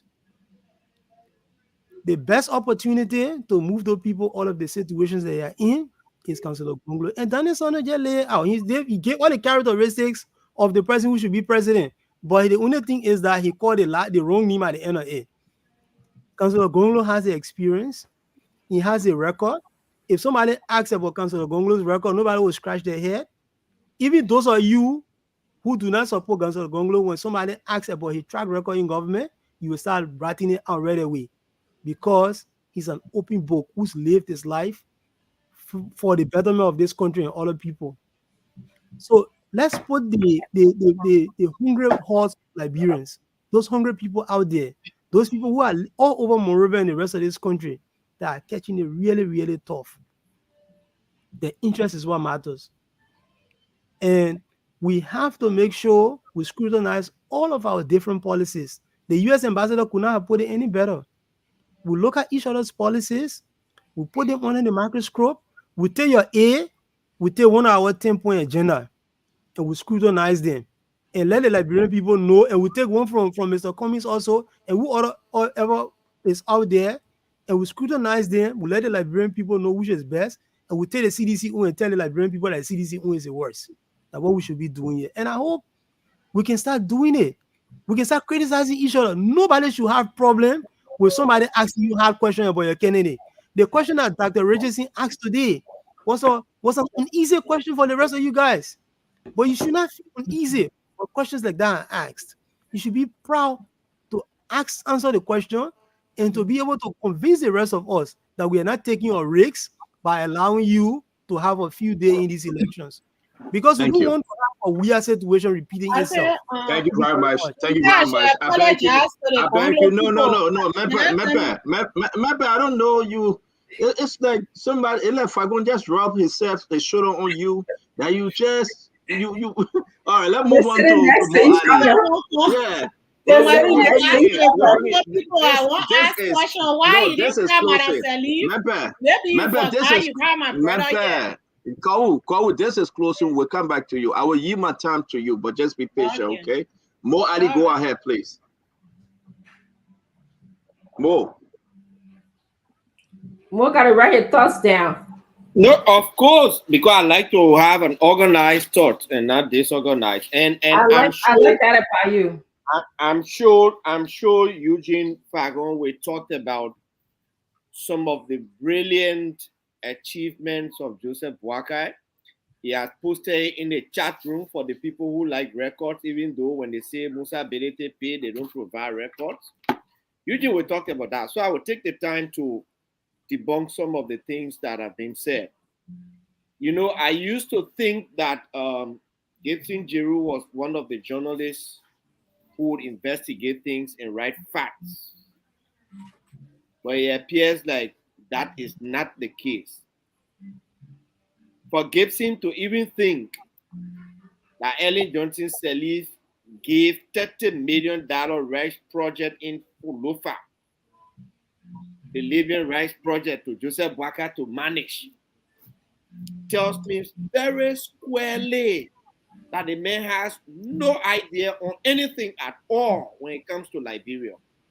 Number one, that was a private venture, a private initiative. Was Joseph Boakai part of the initiation of it and the negotiation? Yes. He did extremely great. When their Macintosh then took it, they went and did something. He didn't have anything to do with it. He never oversaw that project. It had nothing to do with him. It was a private project. I'll also correct you. You claim to know Councillor Gonglo too much. You claim that Councillor Gonglo resigned from Labour because of corruption. That is a big lie. Councillor Gonglo was Minister of Labour. Councillor Christiana Tar was Minister of Justice. They were in Geneva on some occasion, government occasion, when President Sirleaf asked all of ministers to take administrative leave. When he came back, he felt offended.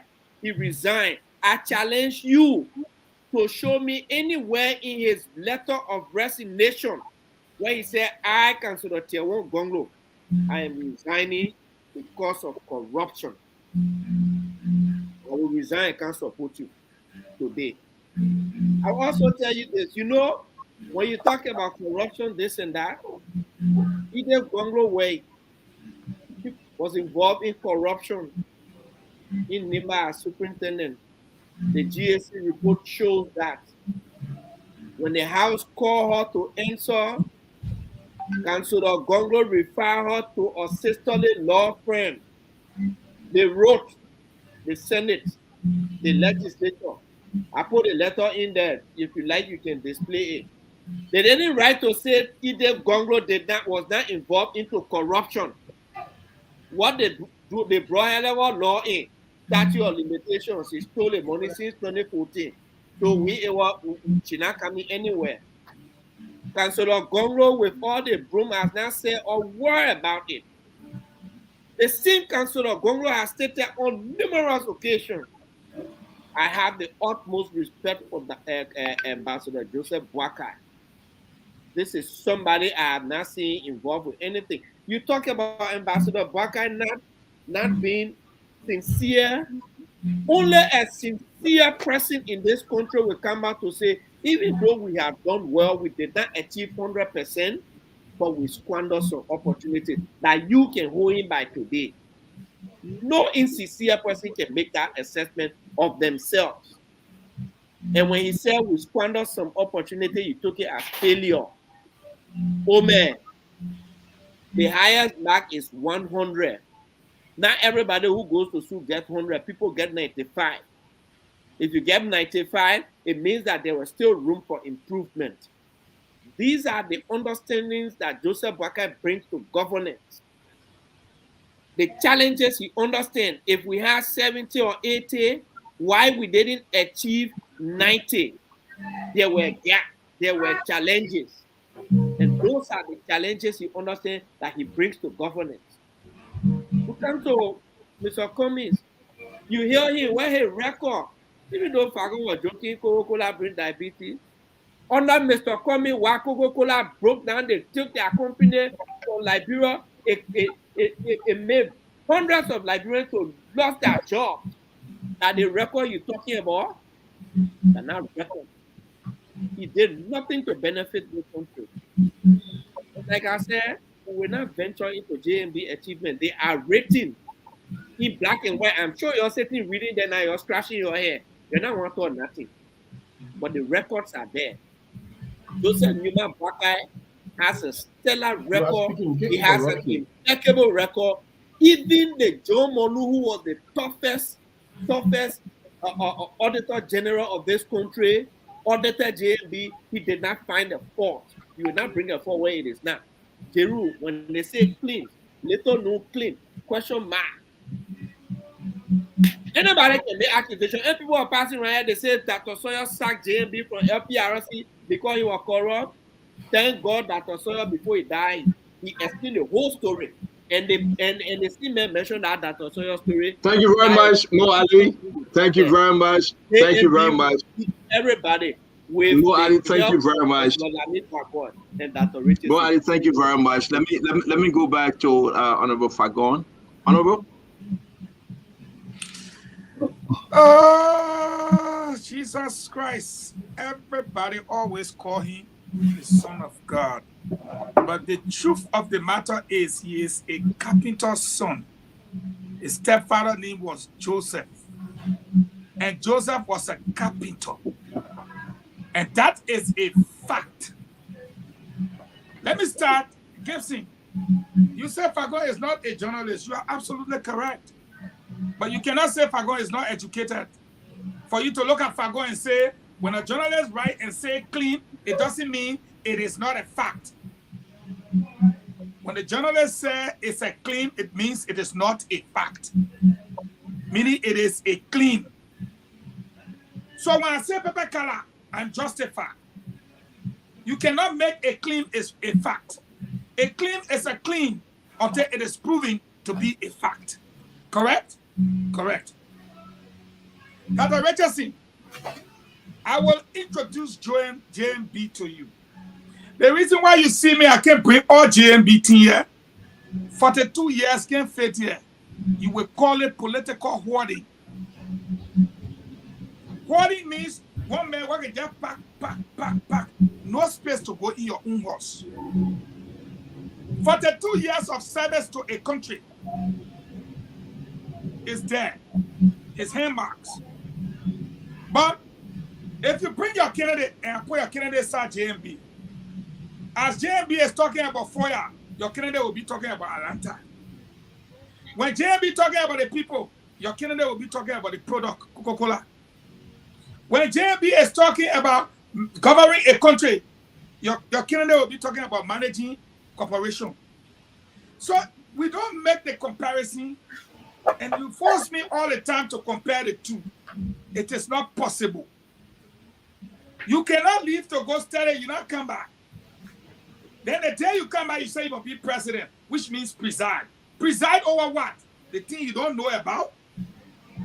Liberia is kuku jumuku. Let me take my closing time to read for the benefit of Gibson Jeru, which will only take me 1 minute, Gibson. That's my closing. Oh, yeah, grandpa are listening to me in the radio lane. You're listening good. President Tobo in 1974, his fourth address. Can you folks take pen, please, and be writing? Because me, I gave facts. His fourth address to the 47th legislature of the Republic of Liberia. At the time, who was the resident manager? Joseph Numa Boakai. This is what the late President Talbot informed the Liberian people of.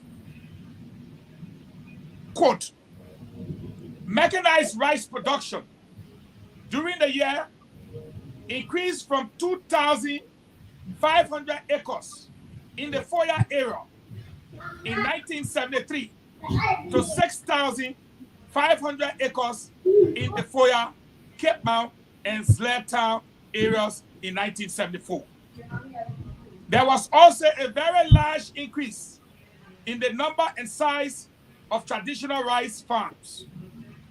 Sales of local rice in 1974 are reported to have caused a reduction in imports by 38% over the preceding year, thereby preventing a foreign exchange loss of $8.15 million.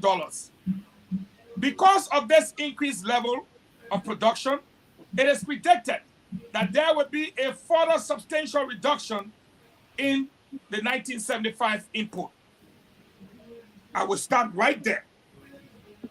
You want to know Joseph Numa Boakai record? This is Tobo speaking of Joseph Numa Boakai era.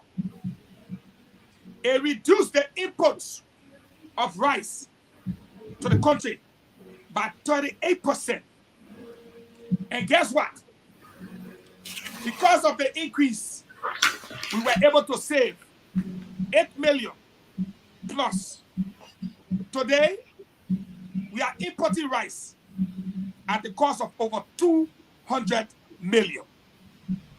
Dr. Fresina, what country are you talking about the way you're facing your field? I'm giving you facts. You don't want to say we didn't have documentation. Your time up. Your time up, Fago. You gotta go. Have documentation. Yeah, Fago. Exactly. Fago, your time is up. Go ahead, Dr. Richardson. Why you don't like for me to give facts? Liberians, give me my time. Let me talk. And no, I suspecting center of I am asking that I speak without any interruption, considering that I have.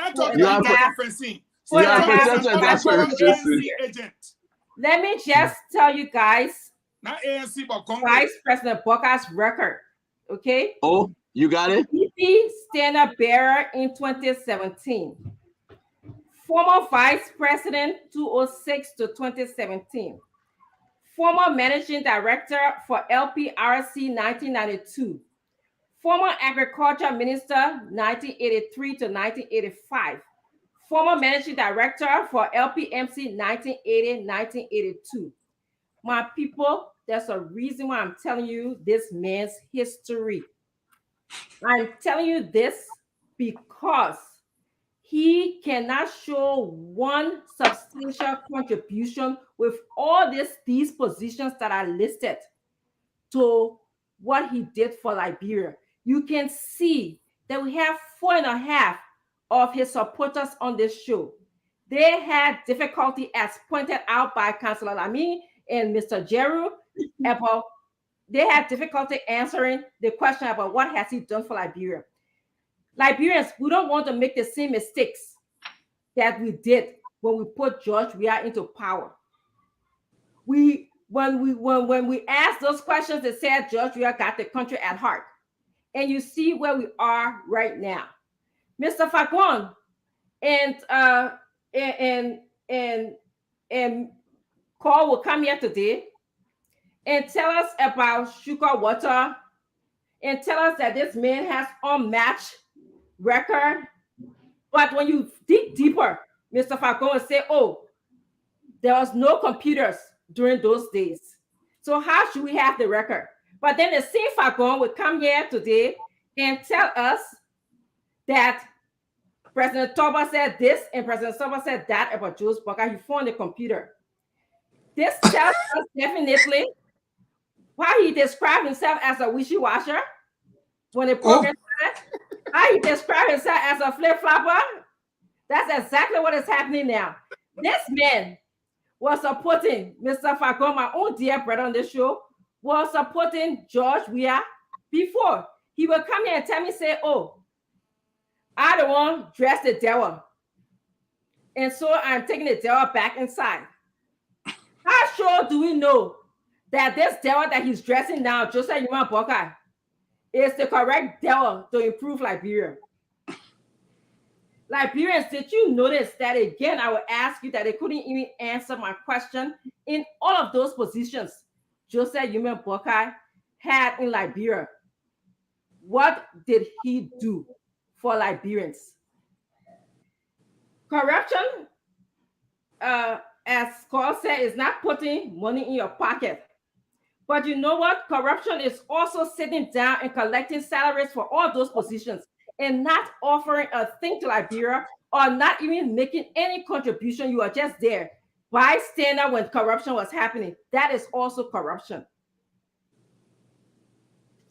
Let me tell you something. When they talk about Mr. Cummings, I'm not done yet. When they talk about Mr. Cummings, he does not have that one more can capitalize on more, and his brother Daniel Sano can capitalize on. Say, oh, Mr. Cummings does not have any experience in government. He's right. Mr. Cummings does not have any experience in the type of government that you guys talk about, especially Daniel Sano. You should be so ashamed of yourself that you're in a government that does not even designate enough money to educate its citizens in the country. You are in a government that put almost the least amount of money for agriculture in the country. You are in a government that has food insecurity problems when we have such fertile soil in our country. And so you're right, Mr. Cummings does not have that kind of governmental experience. The governmental experience of zero-sum gain. That means that they have not gained anything. He comes from an experience of two systems, the system of a modern world and the system of Liberia. So he's going to integrate those two systems to make Liberia a better place. So I will come to you and tell you that on October 10th, you need to make a decision. And that decision will not be for Joseph Boakai Yuman, who has served all of those years, all of those positions in government, and has nothing to show the Liberian people besides the telling us, oh, he's a old man that served the country. That's just what these guys said to us. That's what they say. His performance is stellar. He is unmatched. Unmatched to what? That's the question that you Liberians should be asking. And on October 10, make a decision for yourself. Make a decision that is deserving for all of us in Liberia, not just for one group of people. So I thank you. I'm done. Thank you very much, Mempa. Go ahead, make your point. Ready, gotta go. Thank go ahead, you Mempa. so much for giving me this extra time as the first time on here. Councillor Lamy is a guy, I'm telling you, I have a lot of admiration just from listening to him. I hope we can compare notes further. But he should have been like this smart journalist Gibson. He afforded that nepotism thing because he knew there was no way out. Any attempt to sit on this platform and say that, oh, apology, I was being disingenuous, it is unfair because you know what? The president does so many appointments. So the fact that you coming in an institution where your sibling is, the president forgot long time she appointed him there. You could have told her, Madam, there's an issue here I want to address. I don't want conflict of interest. That was flawed on his part. But generally, we know him to be a good man. So I'm not a person who want to come here and pick on Mr. Cummings, pick on Mr. Gonglo, pick on this person, because I know we are the forerunners. And I know we need collaboration. So all this hating on Canada, who brought it to light? Because when somebody read some fake article, you say, oh, I want to make clean, but look, Joseph Boakai was involved in corruption before. Come on. Let us start to tear each other down. We started about talking with the government. We end up on criticizing each other all along. Just Ambassador Joseph Boakai is going to be the answer for our people. And when you say that, Dr. Francine pointed out that, oh, he sat down in a corrupt system, he didn't do anything. If that was Mr. Alexander Cummings is corrupt, I don't even like to pronounce that because I don't know him to be that person. Because he was chairman, give me a chance. He was chairman of BWI board in the corrupt early government that you say was corrupt now. But I said they never resigned. Let me chance. He never resigned too. So if you were just saying corrupt because they were in a government and they did not resign, and then Mr. Gibson can tell me the man resign. Well, let me tell you what really happened to him, man. More I leave me left some part of that true. They were at Geneva when they record them. Then they came. And what even pushed him when they told everybody to resign? What even pushed him further was the fact that, you know, he likes integrity. You got to admire my uncle and TSG. Like what I said, these small flaws, if we push it out, will make people look ugly. But generally, he's a very decent man. I will tell you that. So that my uncle, he was the government car. These journalists they ran. Not only here, Minister Augustine Kafwan. He too was around official duty. When the journalists there, you know, they all were looking for small cold water. They saw the people in government car. All these people are now obeying the president order. See, I one guy embarrassed by that. He said, I got to leave this thing because he's not a person that like his name tinted here and there. I gave him, maybe he had oversight at the Ministry of Labor, you forgot. You know, sometimes you don't see your sibling always. We all happen to be in the same environment. You say it's okay. You don't mean we're doing bad things, but it's also part of bad governance. He forgot to relieve, you know, ask for a transfer. But I'm trying to say our goal should not be here to come and castigate each other and refuse to see fight. Francine, I don't want you leaving here thinking that you brought in a tough question that 4.5 people didn't answer. You refuse to accept the answer that this man has a stellar and impeccable record. You refuse to acknowledge and accept that there are limitations in government roles and in bureaucracy. You don't just get up and do things over your boss, and that the Constitution limits your role. That's why you refuse to accept. So it's not that you came here with this tough question and you know, other people are saying, oh, they were not able to answer. What did he do? What did he say? Why you say to Ellen Bianco? No. You want us? No, I mean, you spoke on. Mr. Jeru was the one who told you they observed. They observed that you couldn't answer all four of your No. Let me also correct you. So guys, one at a time now. We will keep some for tomorrow. We are gonna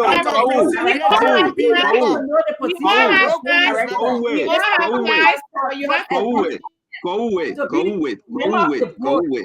Wait. So Mr. Cummings was appointed to be the member of the board for BWI because he has interest in education, and at that time, BWI did not even have electricity. He provided a generator to provide electricity to BWI. He was appointed because he could give. He donated to many places in many organizations. What was his policy there to improve the place? Leave the women conversation alone, man. So that's very different. That is very different. When that is very different from being in a government for 12 years and not contributing to Liberia. That's exactly what I'm saying. So the difference between being a board member, being appointed as a board member so you can donate something that will change the campus of BWI versus staying in the government for 12 years and you can look all kind of way. That's because you don't even know what a board member is. You don't even know what a board member is. Dr. Richardson, like that for who chance now. Dr. Richardson, so I gotta say my own 2 cents. But Kou, please, just take 20 seconds. I'm begging you. Because we gotta go. to the new generator. That's exactly what they're putting when. That's what a parliament It's a need to launch Yes, okay, Dr. Richardson. Dr. Richardson, let Mepper go ahead, I beg you. Yeah, so go ahead, for my Mama. 20 seconds closing, I would thank you all again for this platform. I would tell you this. Ambassador Joseph Yuma Boakai is on the popular side of the people.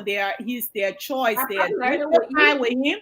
They identify with him. They know he understands them, and people vote for people they're comfortable with.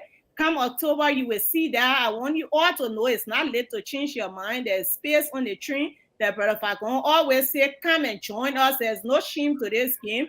We can sit and say this is the most pragmatic thing to do. Let us tell our people to come and support the vision bearer, a man who is committed to moving our country, who understands it, because 19 years he has been silent and he understood it. You know, not 19 years, 12 years as vice president, many more other years in public service. So he is able he stands now. There is something that happens when you have a view from upstairs. What you can see from the top floor, you cannot see from the third floor. So being there and racing to the top, he's able to clearly see the path our country is on and where it needs to be taken. He has the experience. Our people identify with him and let us support him. No pride about this. Put our hands around him and support him. Councilor Gongo is a very good man. And I know he too will come on board at some point in time. There's room in the train. I have enough. Ladies and gentlemen, we're going to say a wonderful show. And again, tomorrow we have Mempe Kowu Gono. Yeah, wow. I'd love to see Mempe and Dr. Richardson going at it. And all the men got to be quiet because it would not be sexism. It will be just strictly female conversation. I want to say thank you, folks that listen. So yeah, I believe that receiving information that DeLon will be our guest on Saturday.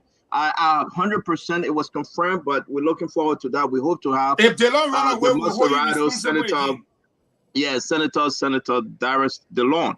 I also want to say that a wonderful show today, folks. Listen, Liberia is all we have. Say what you want to say. At the end of the day, you go back to Liberia, you feel at home. I want to advise everyone, this current president, President George Weah, have failed the Liberian people. This current president has created the worst in the history of Liberia. One of the worst, only honor President Doe life were being seen in Liberia. Honor even Charles Ganget Taylor, that led the rebel invasion from Butua to Monrovia. At some point, we felt left. Madam Salif, she's changed the dimension of the country. More investors came in, and a lot of money was flowing. She won the company, she can boast. But this guy they call president, hey man, he has failed our people. Imagine, for once, just imagine. He cared about only three things. One, all his girlfriends. Two, the football thing that will ever remain in his mind. And three, the money that Senator and all the other ministers have to contribute to his well-being. Our country is bleeding. And this thing is unprecedented, George Weah. As you go home tonight, look at your children. Look at your loved ones. Imagine life for 6 more years under this regime. That's the Murray Water Corridor will continue to build mansions. Samuel Twe have built 2, 3, 4 mansions in Ivory Coast. He have taken the Liberian people resources. Imagine under this government, we cannot afford a day after January, whatever that day is, to have President Weah in power. We just cannot afford it. And I will always say this. Give me Joseph Yema Boakai. Give me Alexander Cummings. Give me Tewan Gonglo. Give me everyone on the opposition. But please don't give me George Weah. George Weah is a disaster to our nation. His surrogate can flag. They can say what they want to say. But let's face it, they are not in Liberia. They do not know the suffering the people going through every day. To find ends meet is hard. Go on Broad Street, see the amount of folks they call Zogos. The extrajudicial killing that we talk about every day with no conclusive report. Ministers getting they are so afraid to even speak. George Weah have failed you, my fellow Liberians. We will say this over and over for you to understand. It's time to speak up. It's time to stand up. And it's time to say the truth. Nothing but the truth. Let Cemetery go ahead and pay other people just to propagate for them and do the nonsense. But the Liberian people knows better. The Liberian people will speak October 10. The Liberian people should vote October 10. If you think your life is better than 6 years ago or 5 years ago, carry it on. If you think that you are still a beggar, begging for your children's school fee to be paid, begging for your grandmothers, your mothers to have some medication, begging that diabetes is killing people in the country, high blood pressure is killing in the country. If you think your life is better than you spending a week on the road just to get to Maryland, you decide. Everybody in Liberia need to know this. President George Weah he's only care for 3 things.